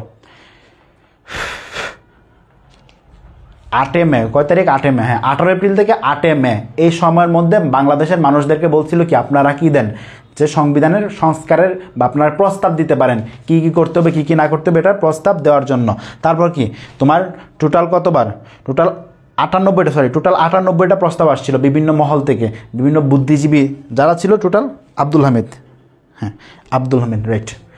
রাষ্ট্রপতির নামটা মনে থাকলো তোমরা থাকা উচিত। হ্যাঁ কইছিলাম বিভিন্ন মহল থেকে টোটাল কি 98টা আসছিল। তারপর কি টোটাল 74টা খসড়া বৈঠক হয় নিজেদের মধ্যে। 74টা বৈঠক শেষে তোমার 10 জানুয়ারি ডক্টর কামাল হোসেন এই সংবিধানটা নিয়ে যুক্তরাজ্য এবং ভারত গেছে, 2 জায়গায় ঘুরে আসলো। ঘুরে এসে তোমার ফাইনালি আমরা কি দেখলাম? ফাইনালি যে 12 অক্টোবর তোমার গণপরিষদে এটাকে উত্থাপন করা হয়েছে। 12 অক্টোবর ওটা তোমার সংবিধান কমিটি, যেটা প্রণয়ন কমিটি, এই 34 জনের সদস্যরা যেই জিনিসটা তোমার কি একটা সংবিধান তৈরি করছে, এই সংবিধানটা কি 12 অক্টোবর গণপরিষদে তুলে ধরছে। তুলে ধরার পর এখন গণপরিষদকে এটাকে পাঠ করে শোনানো হয়েছে। একবার পাঠ করা শোনানো হয়েছে 19 থেকে 30 অক্টোবর, আবার পাঠ করা শোনানো হয়েছে 31 থেকে 3 নভেম্বর। 2 বার পাঠ করে শোনানো হলো, এবং 4 নভেম্বর এটাকে আবার পাঠ করে শোনানোর পর এটা গৃহীত হয়েছে। এই জন্য 4 নভেম্বরকে কি বলা হয় বলো? 4 নভেম্বরকে বলা হয় হচ্ছে তোমার সংবিধান দিবস। এবং পরবর্তীতে আমরা দেখলাম যে 14 এবং 15 ডিসেম্বর তোমার গণপরিষদে সবাই স্বাক্ষর দিয়েছে, কিন্তু 2 জন ব্যক্তি দেয় না। একটা হচ্ছে সুরঞ্জিত সেনগুপ্ত, সে ছিল নেপার, সে স্বাক্ষর দেয় নাই, এবং আরেকজন দেয় না, সেটা হচ্ছে মানবেন্দ্র লারমা। তো তারা স্বাক্ষর না দিলে কি হয়?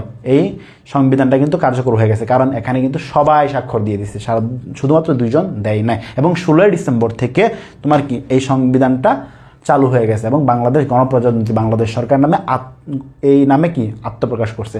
এখন এটা কিছু ছিল, এটা দুষ্পরিবর্তনীয় সংবিধান, কারণ এখানে তোমার 2/3 ভোট পড়তে হবে। যদি তোমার এটা চেঞ্জ করতে চাই, কোনো কিছু সংবিধানে সংশোধনী আনতে চাই, তাহলে কি 3/2 ভোট এখানে পড়তে হবে। তারপর কি এটা বাংলাদেশের গণতান্ত্রিক রাষ্ট্র হবে এবং সব কিছুর মালিক হবে জনগণ। সেখানে মালিকানার নীতি দেখলাম 3টা, একটা হচ্ছে ব্যক্তিগত মালিকানা, রাষ্ট্রীয় মালিকানা এবং সমবায় মালিকানা।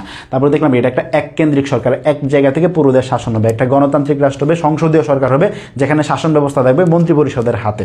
ন্যায়পালের পদ সৃষ্টি থাকবে। ন্যায়পাল কী করে, সব মানে যে কোনো সরকারি যারা আছে সরকারি পদ বা সরকারি অফিস টফিস প্রত্যেককে কী করতে পারে, সে তল্লাশি করতে পারবে, তাদের জবাবদিহিতা নিতে পারবে বা তাদের সম্পর্কে সে কী করতে পারবে জানার জন্য তার সেই অধিকারটা আছে। ঠিক আছে। তারপর দেখলাম তারা কর্ম কমিশন এবং নির্বাচন কমিশন গঠনের একটা রাখছে। বিচার বিভাগকে আলাদা করা হয়েছে। বিচার বিভাগ আলাদা হলে তোমার কী হয়, তোমার একটা সুশাসন প্রতিষ্ঠা হয়। এর জন্য আর নির্বাচন কমিশন কেন গঠন করা হয়, নির্বাচন পরিচালনার জন্য। এখন নির্বাচন পরিচালনা কোন পর্যায়ে নির্বাচন, রাষ্ট্রপতি নির্বাচন যে পরিচালনাটা, ওইটাও কিন্তু কে করে, এটাও তোমার ওরাই করে। বুঝতে পারছো। কিন্তু রাষ্ট্রপতি নির্বাচনটা এই সংশোধন অনুযায়ী কি, রাষ্ট্রপতি শুধুমাত্র একটা ননির পুতুল, সে শুধুমাত্র নামে রাষ্ট্রপতি থাকবে, তার কোনো কার্যক্ষমতা তেমন কিছু থাকবে না। ঠিক আছে। বইয়ে নাম দেও না, শুধু একজন মহিলা, বেগম রাজিয়া বানো, বেগম রাজিয়া হবে, এটা রাজিয়া বানো। প্রস্তাব 98 আসছিল।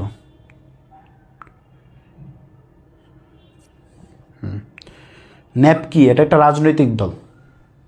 ঠিক আছে। Sure, clear.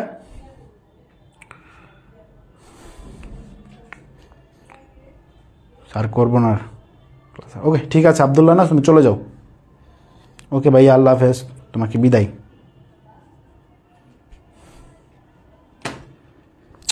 এটা একটু ভালোভাবে রিভিশন দাও, দেখছো আমার নিজের মাথায় রাখতেছে না, আমি ভুলে যাচ্ছি একটু পর পর। 1500 টাকা এটা কতদিন থাকবে তোমাদের ভর্তি পরীক্ষা শেষ হওয়া পর্যন্ত, তোমাদের পরীক্ষা শেষ হওয়া পর্যন্ত।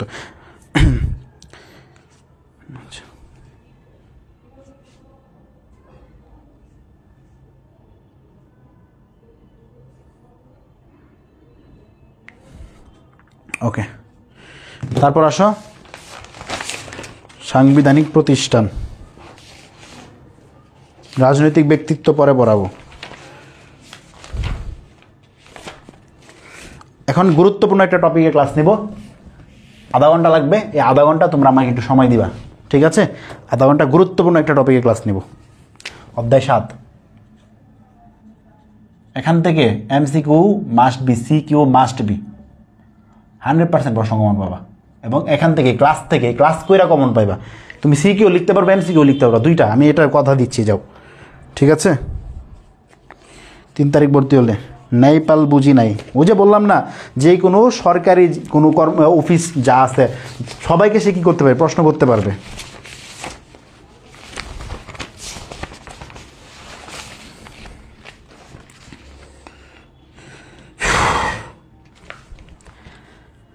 তখন তো আমাদের নাই, দুদক ছিল না, তদন্ত করবো কে? ন্যায়পাল তদন্ত করতে পারতো, অর্থাৎ সংবিধানের আইন দ্বারা যে কোনো সরকারি প্রতিষ্ঠানের তদন্ত করতে পারতো সে, এক কথায়। বুঝতে পারতো? আচ্ছা ঠিক আছে। তো সাংবিধানিক প্রতিষ্ঠান লিখবো কি? সাংবিধানিক প্রতিষ্ঠান।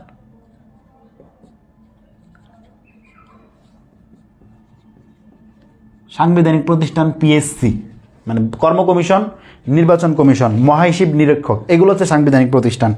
ঠিক আছে। ওকে,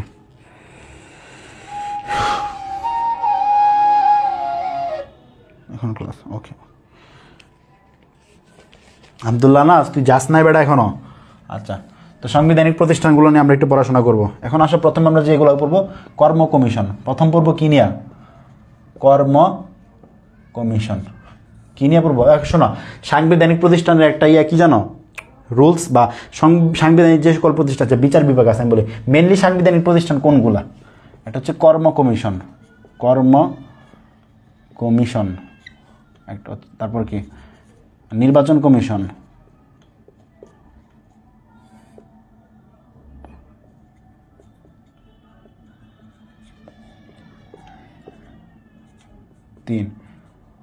মহাহিসাব নিরীক্ষক,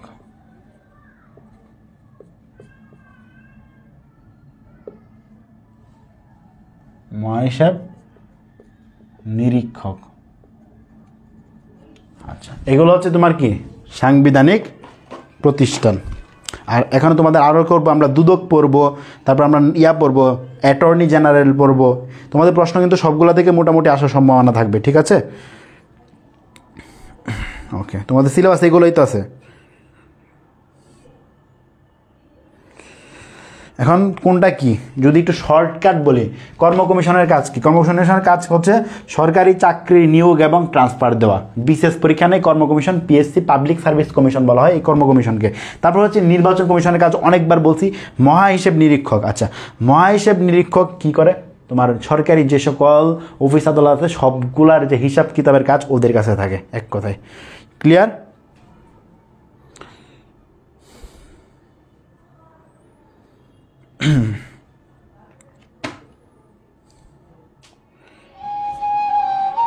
ফোন দিচ্ছে রে ভাই। আমাদের সিলেবাস আর কি আছে দেখি, দাঁড়াও। নির্বাহী বিভাগ, আইন বিভাগ, বিচার বিভাগ, এগুলো তো আমাদের সিলেবাস এখন নাই, তাই ওইগুলো হচ্ছে কিন্তু সাংবিধানিক প্রতিষ্ঠান, ঠিক আছে? শাসন বিভাগ, বিচার বিভাগ, আইন বিভাগ, সরকারের 3টা বিভাগ, ওইগুলো আইনের বিভাগ, ঠিক আছে? মহাহিসাব নিরীক্ষক, নির্বাচন কমিশন, কর্ম কমিশন, অ্যাটর্নি জেনারেলের কার্যালয়। অ্যাটর্নি জেনারেলটা আমাদের এখানে নাই। এই হচ্ছে 3টা। এটা হচ্ছে কি সাংবিধানিক প্রতিষ্ঠান। আর সাংবিধানিক পদ, সাংবিধানিক পদ, সাংবিধানিক পদ কোনগুলা? রাষ্ট্রপতি, স্পিকার, এগুলো নাই সিলেবাসে। যেটা আছে অ্যাটর্নি জেনারেল, অ্যাটর্নি জেনারেল,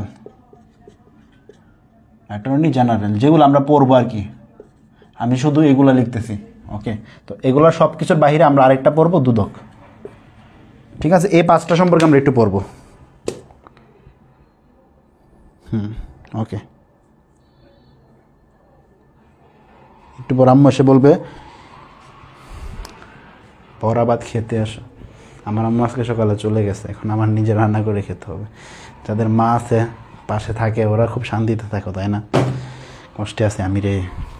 যাক, নিয়তি সব কিছু মেনে নিতে হয়। আচ্ছা, যাই হোক, আমরা এখন শুরু করি। কর্ম কমিশন, একটু মনোযোগ দাও, কোনটার কাজ কি এগুলো ভালো করে জানতে হবে। কর্ম কমিশনের কোথায়? সংবিধানের 137তম অনুচ্ছেদ অনুযায়ী, সংবিধানের 137 নং অনুচ্ছেদ অনুযায়ী কর্ম কমিশনের কথা বলা হয়েছে। এটার নাম কি? BPSC, BPSC, Bangladesh public service commission, Bangladesh public service commission, Bangladesh public service commission সদস্য। আচ্ছা, যেটা বলছিলাম সদস্য, সাংবিধানিক প্রতিষ্ঠান হোক কিংবা সাংবিধানিক পদ হোক, সব কিছুর নিয়োগ কে দেয় জানো? এটা নিয়োগ দেয় রাষ্ট্রপতি। যেটা নিয়ে আমরা দেখলাম যে গত 3 দিন আগে বাংলাদেশ জাতীয়তাবাদী দল বিএনপি এটাতে রাজি না, এটা সংস্কার চাইছে।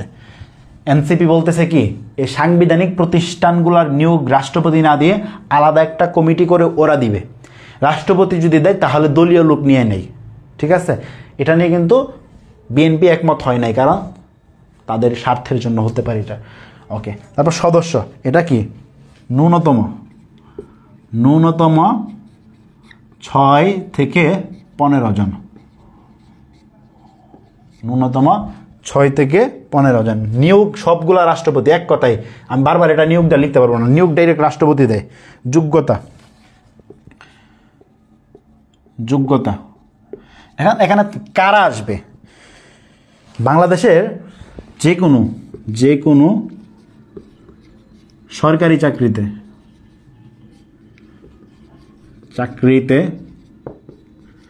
20 বছরের অভিজ্ঞতা। কয় বছর ভাই? 20 বছরের অভিজ্ঞতা লাগবে, যেটা সে এখান থেকে গেছে, অর্থাৎ বিসিএস টিসিএস যে কোনো সরকারি পরীক্ষা দেওয়ার পর যায় ঠিকছে। নিয়োগ রাষ্ট্রপতি, সবগুলা সাংবিধানিক প্রতিষ্ঠান সবগুলা নিয়োগ রাষ্ট্রপতি, এক কথায়, ঠিক আছে? শাখা, শাখা 8টি শাখা আছে কর্ম কমিশনের। আর কি, যারা নিয়োগগুলো রাষ্ট্রপতি দেয় এদের কত, মেয়াদ কত?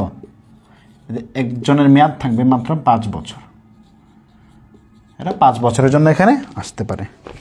এখন এদের কার্যক্রম কি প্রশ্ন করতে পারো, এদের কার্যক্রম কি? পরীক্ষার মধ্যে আসবে কার্যক্রম থেকে, এগুলো থেকে চাইতে বেশি আসবে কি কার্যক্রম থেকে সিকিউ আসবে। পরীক্ষা পরিচালনা একটা হচ্ছে কি পরীক্ষা পরিচালনা, তারপর কি তারা রাষ্ট্রপতিকে জ্ঞান দেয়, পরীক্ষা পরিচালনা, তারপর কি পরামর্শ প্রদান, পরামর্শ কাকে দেয়? রাষ্ট্রপতিকে। কারণ এরা তো খুব মেধাবী, যারা এখানে খুব মেধাবী না হলে এখানে যাওয়া যায় না। রিপোর্ট প্রদান,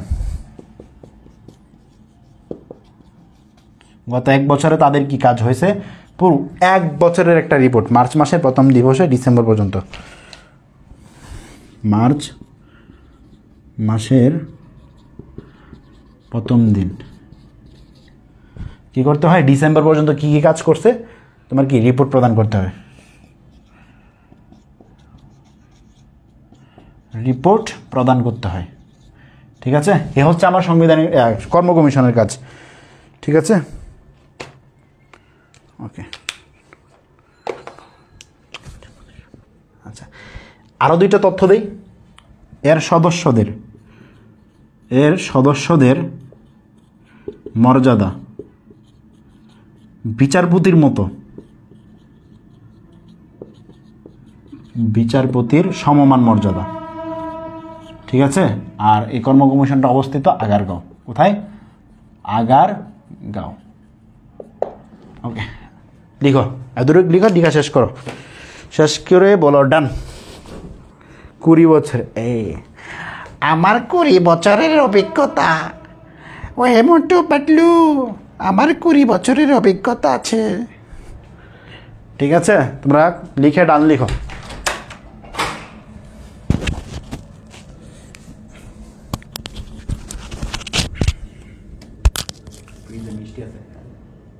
ফ্রিজে মিষ্টি আছে, ভালো করে লাগাইতে যাবে। ঠিক আছে,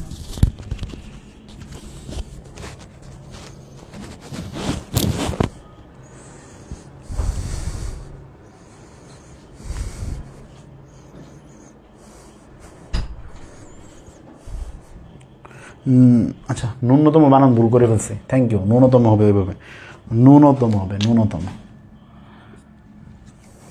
আমার 20 বছরের অভিজ্ঞতা। জন হয়ে যাবে ডন, জন হয়ে যাবে ডন। ওরে মোটু পাতলু,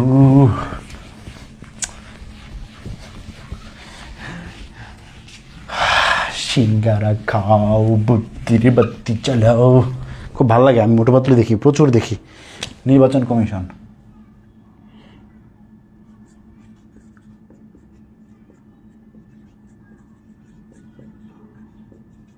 নির্বাচন কমিশন লিখো। আচ্ছা, বিচারপতির সমমান মর্যাদা যারা কর্ম কমিশনের ইয়া থাকে,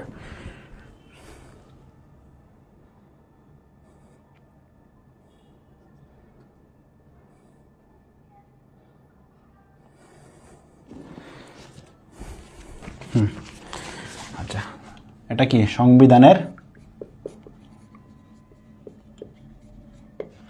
118 অনুচ্ছেদ অনুযায়ী, 118তম অনুচ্ছেদ অনুযায়ী সদস্য 5 জন নিয়োগ দেন রাষ্ট্রপতি। এটা লিখতে হবো না, আমি অনেকবার বলছি এটা। 5 বছর। এদের কার্যক্রমগুলো কি কি, এখান থেকে প্রশ্ন আসবে, আসার সম্ভাবনা এখান থেকে খুব বেশি। এদের কার্যক্রমগুলো একটু কি কি দেখো। ভোটার তালিকা প্রণয়ন, ভোটার তালিকা একটা। নির্বাচন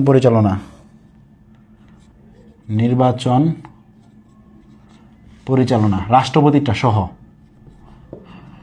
যে কোনো নির্বাচন হবে, রাষ্ট্রপতি নির্বাচন সহ তারা করে এটা।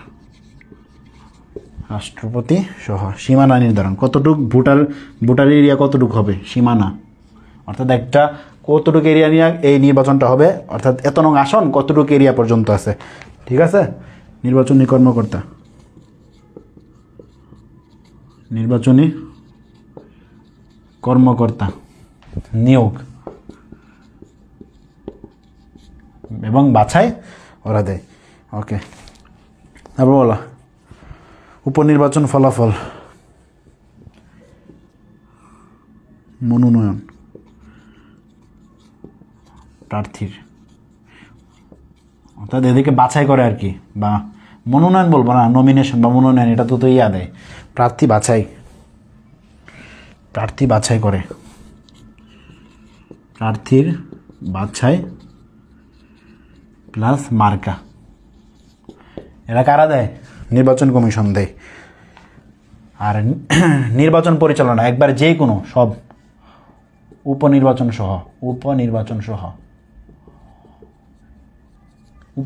সহ কি এই নির্বাচন কমিশন করে। কোনো সংসদ সদস্য যদি অযোগ্য হয় সেটা বলে দেয় তারা, সংসদ সদস্যদের অযোগ্যতা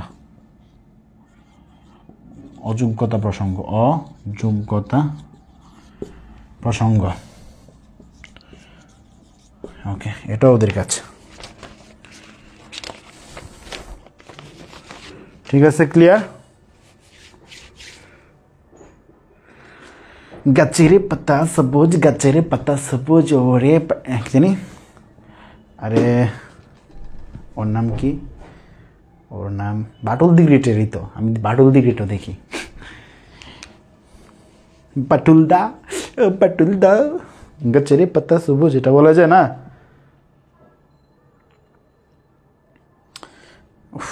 দাঁড়াও, তোমাদের তামিম স্যার আসছিল, মিষ্টি খাওয়াই দিলাম।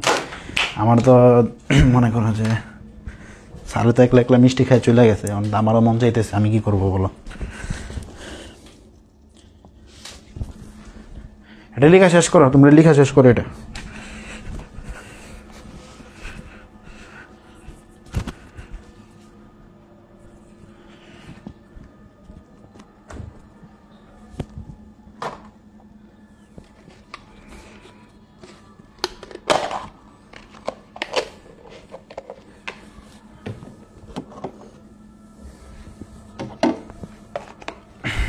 শেষ করো, দ্রুত শেষ করো।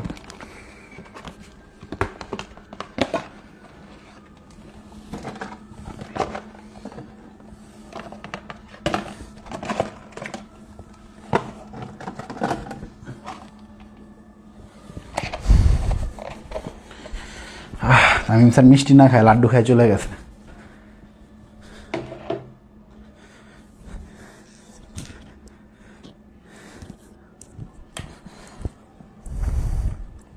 জায়ান কৃতিকের হার্টবিট থাকবে তোর বেটা হার্টবিটের জায়গায়। এই তোমরা মিষ্টি খাবা? বলো, রসালো মিষ্টি।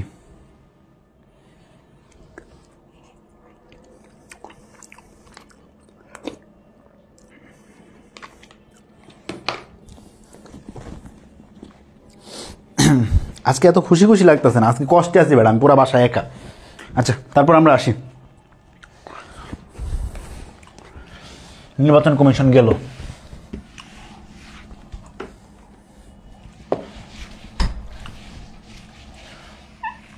আমার বাসায় শুধু আমি, মানে এমন কোনো জিনিস নাই যেটা একটা ফ্যামিলিতে থাকে না, সব আছে। অযোগ্যতা প্রসঙ্গে কোনো কেউ যদি অযোগ্য হয় সেটা সম্পর্কে তারা কথা বলবে, সেটা সম্পর্কে তারা কাজ করবে।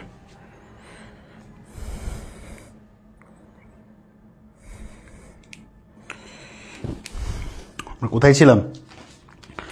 আচ্ছা, মহাহিসেব নিরীক্ষক,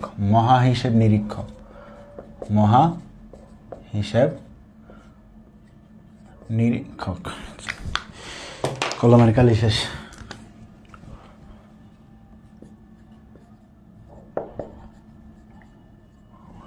মহাহিসেব নিরীক্ষক, এটা লিখে আবার।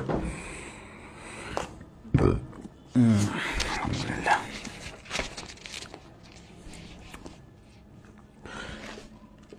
সংবিধানের 107 27 এক অনুচ্ছেদ অনুযায়ী এক অনুচ্ছেদ অনুযায়ী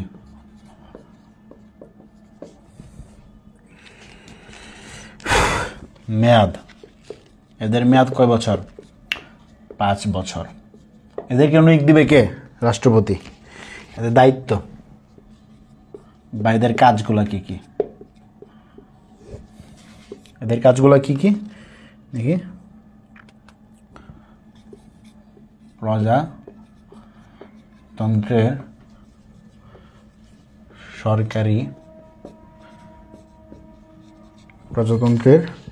সরকারি হিসাব। এটা একটু দেখে লিখতে হবে, ঝামেলা আছে অনেকগুলা। বাবারে বাবা, যতই আছে সবগুলা দিয়ে রাখছে এখানে।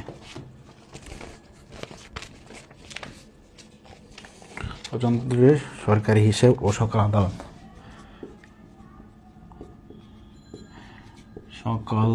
আদালত, প্রজাতন্ত্রের সরকারি হিসাব ও সকল আদালত ও সকল সরকারি কর্তৃপক্ষ। এটা একটু মুখস্থ করে তো। অর্থাৎ এক প্রকার সকল সরকারি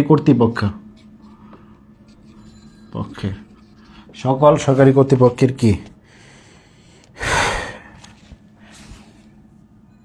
হিসাব নিরীক্ষা করবেন, হিসাব নিরীক্ষা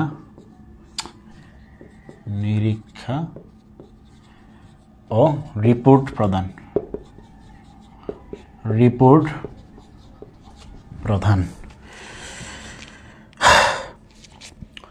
প্রজাতন্ত্রে নিযুক্ত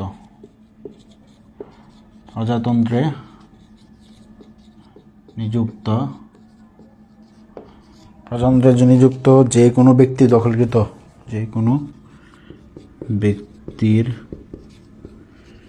দখলকৃত নথি, বই,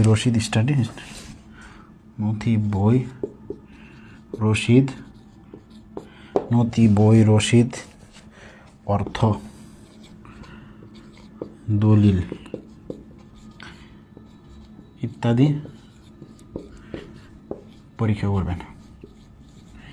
অর্থাৎ এক কথায় অর্থ সম্পর্কিত যত কিছু আছে সব মহা হিসাব নিরীক্ষকের, এক কথায়। ঠিক আছে, লিখো, তোমরা লিখো আর আমি এদিকে মিষ্টি খাই।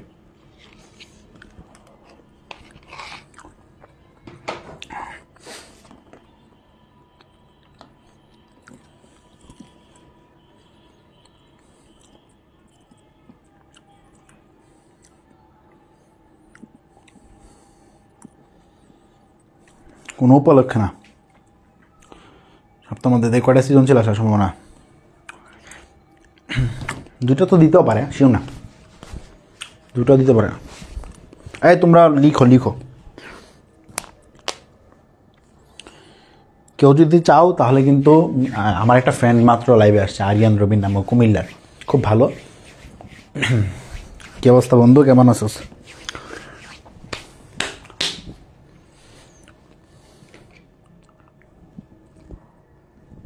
কেউ চাইলে মিষ্টির জন্য টাকা, কালকে একটা মেয়ে আমাকে মিষ্টির টাকা পাঠাইছে, বলছে স্যার আপনার বিকাশ নাম্বার দেন। আমি বলছি কোর্সের জন্য ভর্তি হবে, 250 টাকা পাঠাইছে, স্যার মিষ্টি খায় না। আমি বাহ কি রে, পরীক্ষা ভালো হইতেছে, এই উদ্দেশ্যে সবাই দিতে পারো, সবাই দিলে 250 করে দিলে আমি বড় লোক হয়ে যাবো, কিরে ভাই। আচ্ছা, আর দুইটা কি কি?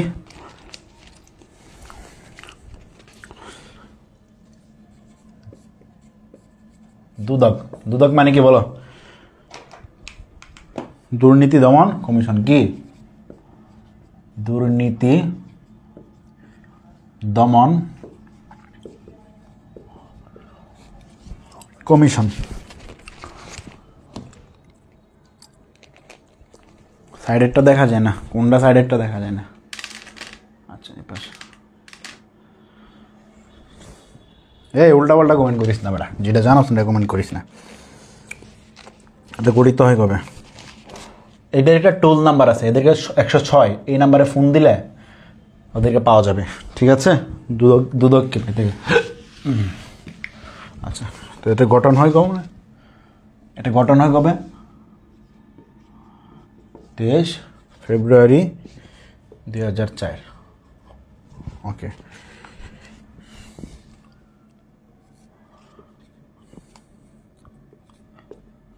দুদক আইন, দুর্নীতি দমন কমিশন আইন 2004 এর 1 ধারা অনুযায়ী 3 জন কমিশনারের সমন্বয়ে গঠিত হবে।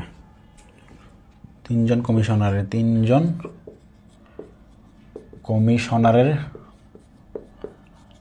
সমন্বয়ে গঠিত হবে।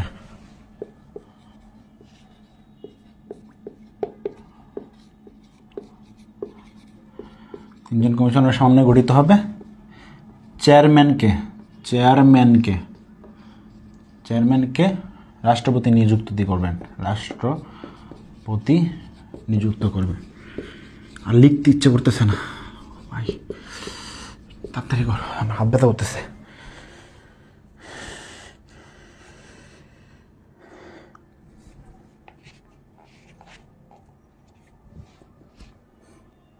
শেষ করবেন না? শেষ তো করবো ভাইয়া, একটু ধৈর্য ধরে আমরা আরেকটু। ওকে, তো এদের মেয়াদ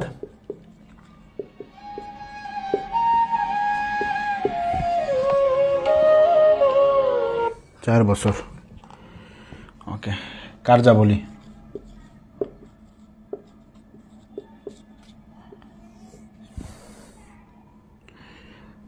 তফসিল উল্লেখিত। অপরাধের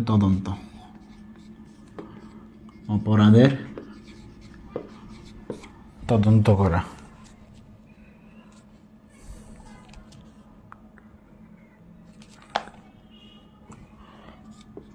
অভিযোগ, যে কোনো কেউ অভিযোগ বা স্ব-উদ্যোগে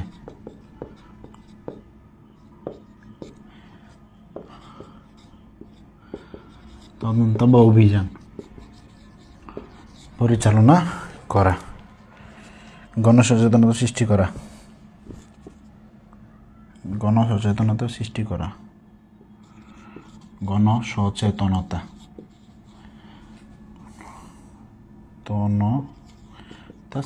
এদেরই এগুলো হলো কাজ। ঠিক আছে, এখন প্রশ্ন এরকমভাবে দিতে পারে, যদি এই কাজগুলো কি হয়, মানে যদি দুদকের কাজগুলো ঠিক মতো দুদক করে তাহলে কি হবে? বলো কি হবে? আইনের শাসন প্রতিষ্ঠা হবে, মানুষ শান্তিতে বসবাস করতে পারবে, মানুষের অধিকার রক্ষিত হবে, এগুলোই তো।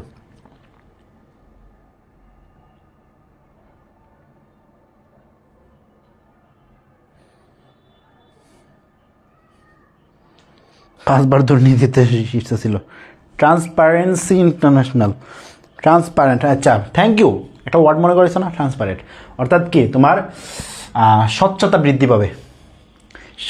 বৃদ্ধি পাবে যদি দুদকের। এরকম একটা প্রশ্ন আসছিল, তোমরা দেখো খুব সম্ভবত 22 বা 23-এর দিকে, দুদক থেকে, যে দুদক ইয়ে হলে কী হবে, ট্রান্সপারেন্ট, স্বচ্ছতা বৃদ্ধি পাবে। ঠিক আছে, আচ্ছা, তো এদের আবার আছে তোমার কি আছে, তোমার দুদকের কিন্তু আবার ক্ষমতা আছে। তো যে কোনো কাউকে কী করতে পারবে, জিজ্ঞাসাবাদ করতে পারবে, দলিল টলিল নিয়ে করতে পারবে, অফিস উদ্ঘাটন করতে পারবে, বা পাবলিক রেকর্ড অনুসন্ধান করতে পারবে। এগুলো হচ্ছে কি তোমার দুদকের কাজ। সর্বশেষ অ্যাটর্নি জেনারেল, এখান থেকে প্রশ্ন আসার সম্ভাবনা আছে। অ্যাটর্নি জেনারেল থেকে, অ্যাটর্নি জেনারেল সরকারের আইনজীবী, অ্যাটর্নি জেনারেল কি জানো? সে হচ্ছে কি সরকারের আইনজীবী, সরকারের আইনজীবী বা আইন প্রণেতা। ওকে, সংবিধানের 64-1 অনুচ্ছেদ কি অনুযায়ী? সংবিধানের 64-1 অনুচ্ছেদ অনুযায়ী কাকে নির্বাচন দিবে? তারাই দিবে কে? প্রেসিডেন্ট। তারা কে নিয়োগ দিবে? প্রেসিডেন্ট নিয়োগ দিবে। ঠিক আছে, তার যোগ্যতা কি দেখো,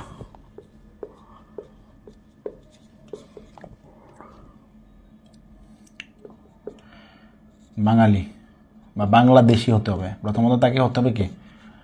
বাংলাদেশি। দ্বিতীয়ত হতে হবে কি? সুপ্রিম কোর্টে 10 বছর অ্যাডভোকেট। কে জানি মাংস রান্না করতেছে, কি একটা খুশবু আসতেছে।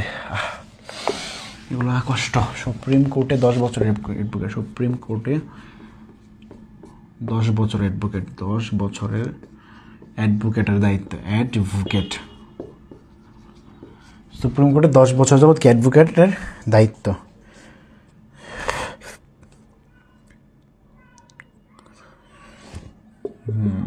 বাংলাদেশে,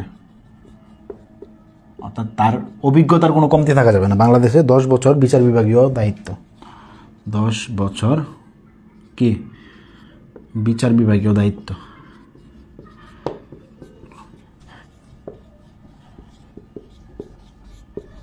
বই পড়তে হবে না, এগুলোর জন্য বই পড়তে হবে না, আমি যেমনি পড়াইছি আর লাগতো না, যথেষ্ট পড়াইছি।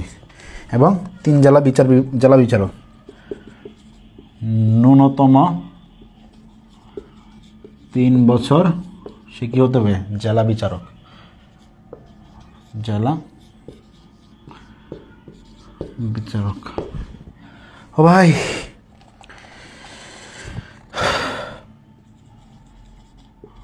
ক্ষমতা ও দায়িত্ব, আর একটু অনেক, আর 3টা লাইন।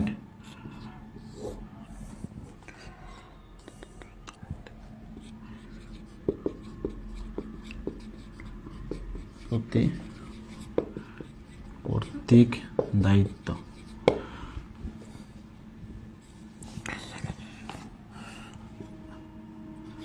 আদালতে প্রতিনিধিত্ব। আমার শরীর ভেঙা ভেঙা পড়তেছে, আমি ঘুমাই নাই তো, আর ঘুমাই নাই সেই সকালে ক্লাসের পরে, একটু ঘুমাইতে পারি নাই। সরকারের প্রধান আইন পরামর্শক,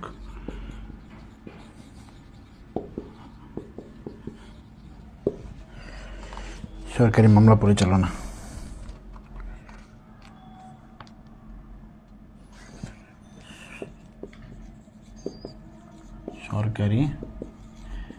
সরকারের যে কোনো একটা মামলা হইলো বাংলাদেশের নামে, সেটা পরিচালনা করবে কে, সেটার উকিলগিরি করবে সে নিজে। সরকারি মামলা পরিচালনা, সরকারি মামলা পরিচালনা।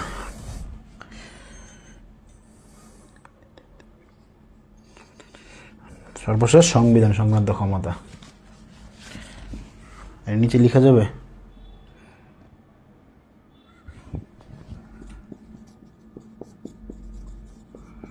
সংবিধান সংক্রান্ত ক্ষমতা। অন্তর্বর্তী আদেশ দিলে, অন্তর্বর্তী সরকারের যদি আদেশ কোনো প্রয়োজন হয় তখন পরামর্শ নেওয়া। অন্তর্বর্তী আদেশ পরামর্শ। আচ্ছা দেখো, সাংবিধানিক প্রতিষ্ঠানে এটা একটা ব্যক্তি, সাংবিধানিক ব্যক্তি অ্যাটর্নি জেনারেল, যিনি কি সরকারের আইনজীবী বা আইন প্রণেতা বলা হয় ওনাকে। সংবিধানের 64 অনুচ্ছেদ অনুযায়ী প্রেসিডেন্ট তাকে সরাসরি কি করবে, নিয়োগ দিবে। একজন ব্যক্তি, তার যোগ্যতা কি, সে একজন বাংলাদেশি হতে হবে, তাকে সুপ্রিম কোর্টে 10 বছর যাবৎ অ্যাডভোকেটগিরি করতে হবে, এবং বাংলাদেশে 10 বছর যে কোনো বিচার বিভাগীয় দায়িত্ব থাকতে হবে, এবং ন্যূনতম 3 বছর সে জেলা বিচারক হতে হবে। এগুলো হচ্ছে তার কি যোগ্যতা। এই বহুবিধি যোগ্যতার কারণে কিন্তু সে একজন অ্যাটর্নি জেনারেল। কি সে অ্যাটর্নি জেনারেল। এবং তার ক্ষমতা ও দায়িত্ব যদি দেখি, সে রাষ্ট্রপতি কর্তৃক দায়িত্ব, যে কোনো দায়িত্ব দিবে, রাষ্ট্রপতি তার যে কোনো দায়িত্ব দিলে সেটা সে পালন করতে বাধ্য। আদালতে কি করবে, সে প্রতিনিধিত্ব করবে, সরকারের প্রতিনিধিত্ব করবে। সরকারের প্রধান আইন পরামর্শক, কোনো আইন নিয়ে কোনো ঝামেলা হলে সে এটা নিয়ে সে পরামর্শ দিতে পারবে। সরকারের কোনো মামলা হলে সেটা পরিচালনা করবে। ওই সংবিধান সংক্রান্ত যে কোনো ক্ষমতা, যেমন অন্তর্বর্তী আদেশ টাদেশ যাই হোক না, সেই কোনো পরামর্শ সে তার দিতে পারবে। ঠিক আছে, ওকে। কোনটা দেখা যায় না বলো? নো, সব দেখা যাবে, এখন দেখা যায়। ওকে, সো আমাদের কত,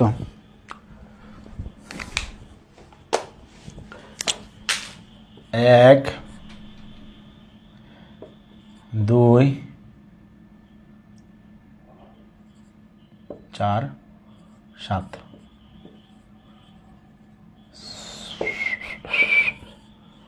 ক্লিয়ার? বলো। 1 2 4 7 অধ্যায় সবগুলা ক্লিয়ার?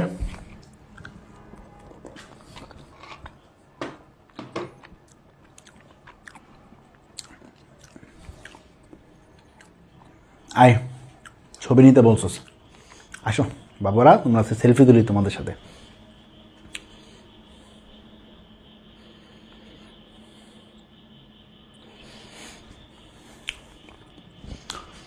সেলফি নিবি, ছবি তুল।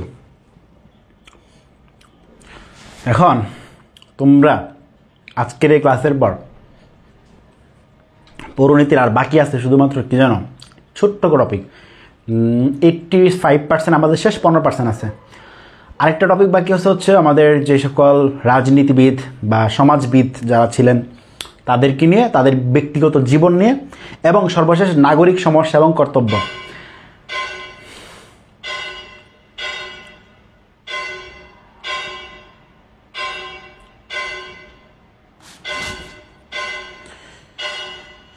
আচ্ছা, নাগরিক সমস্যা এবং কর্তব্য। তো নাগরিক সমস্যা এবং কর্তব্য শেষ হলে আমাদের কিন্তু একদম শেষ। নাগরিক সমস্যা কর্তব্যের মধ্যে কী কী আছে, মানে বিভিন্ন ধরনের নাগরিকদের যে সকল সমস্যা ফেস করে ওই সকল নিয়ে আর কি।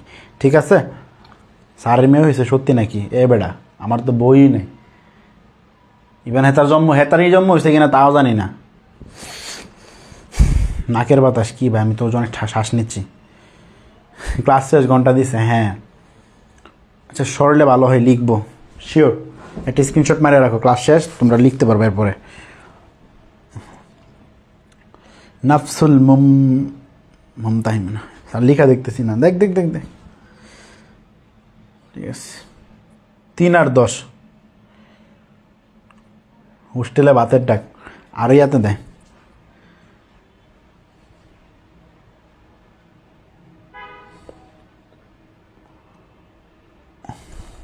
কি পোস্ট করব? তোমরা পোস্ট করবা। এই তোমরা 157 জনেরতে অন্তত 100 জন তো পোস্ট করতে পারো নাকি? অন্তত পক্ষে 100 জন তো একটা পোস্ট করতে পারো। আচ্ছা দাও, আজকে তোমাদের 2টা জিনিস দেখাই। যারা এখানে আসো আমাদের এই যে রিভিউতে গিয়ে তোমরা পোস্ট করবা। আজকে এখানে পোস্ট করবা, এখানে গিয়ে কী করবা, এখানে তোমরা পোস্ট করবা। ঠিক আছে, এখানে তোমরা গেলে তোমরা পোস্ট করার অপশন পাইবা। ওকে, আমি এখানে পাচ্ছি না কারণ আমি এই পেজ থেকে গেছি, তো এই জন্য পাচ্ছি না। যে তোমরা গেলে এখানে পাবা, দেখো ছেলেরা কমেন্ট পোস্ট করছে। ঠিক আছে, আর নোটটা এবং আমাদের ক্লাস সম্পর্কে তোমার আজকের যে ধারণা বা এই যে গ্রুপ অনলাইন আছে, এই গ্রুপে প্রত্যেকের পোস্ট চাই। আজকে ক্লাস সম্পর্কে তোমাদের কেমন মন্তব্য, এবং আগামীকাল আমরা সর্বশেষ ওই 2টা অধ্যায় পড়লে কিন্তু পুরা 2 বছরের পড়া 2 দিনে শেষ করা হচ্ছে। যদি কালকে রাতের মধ্যে শেষ করতে পারি, 2 দিনে হচ্ছে না? স্যার ঘরের মধ্যে যেই জিনিসটা নেই সেটা কখন আনবেন? আমার ঘরে কি নাই, আপাতত একটা এসি নাই।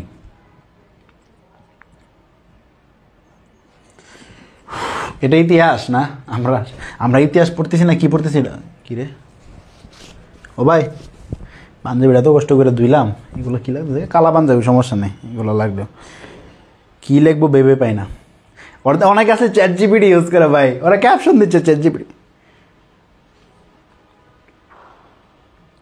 সুবহানাল্লাহ, আল্লাহর কাছে লাখো শুকরিয়া। 1 ঘন্টা 34 মিনিট, মাশাআল্লাহ। 1 ঘন্টার জন্য ঢুকছিলাম যদিও। ঠিক আছে, আমি আগে চিন্তা করি তোমাদের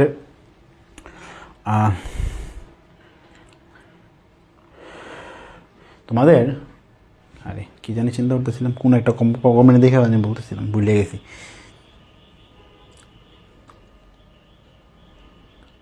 কিরে ভাই, কি বলতে গেছিলাম, ভুলে গেছি। ওকে ঠিক আছে, ওকে, আল্লাহ হাফেজ।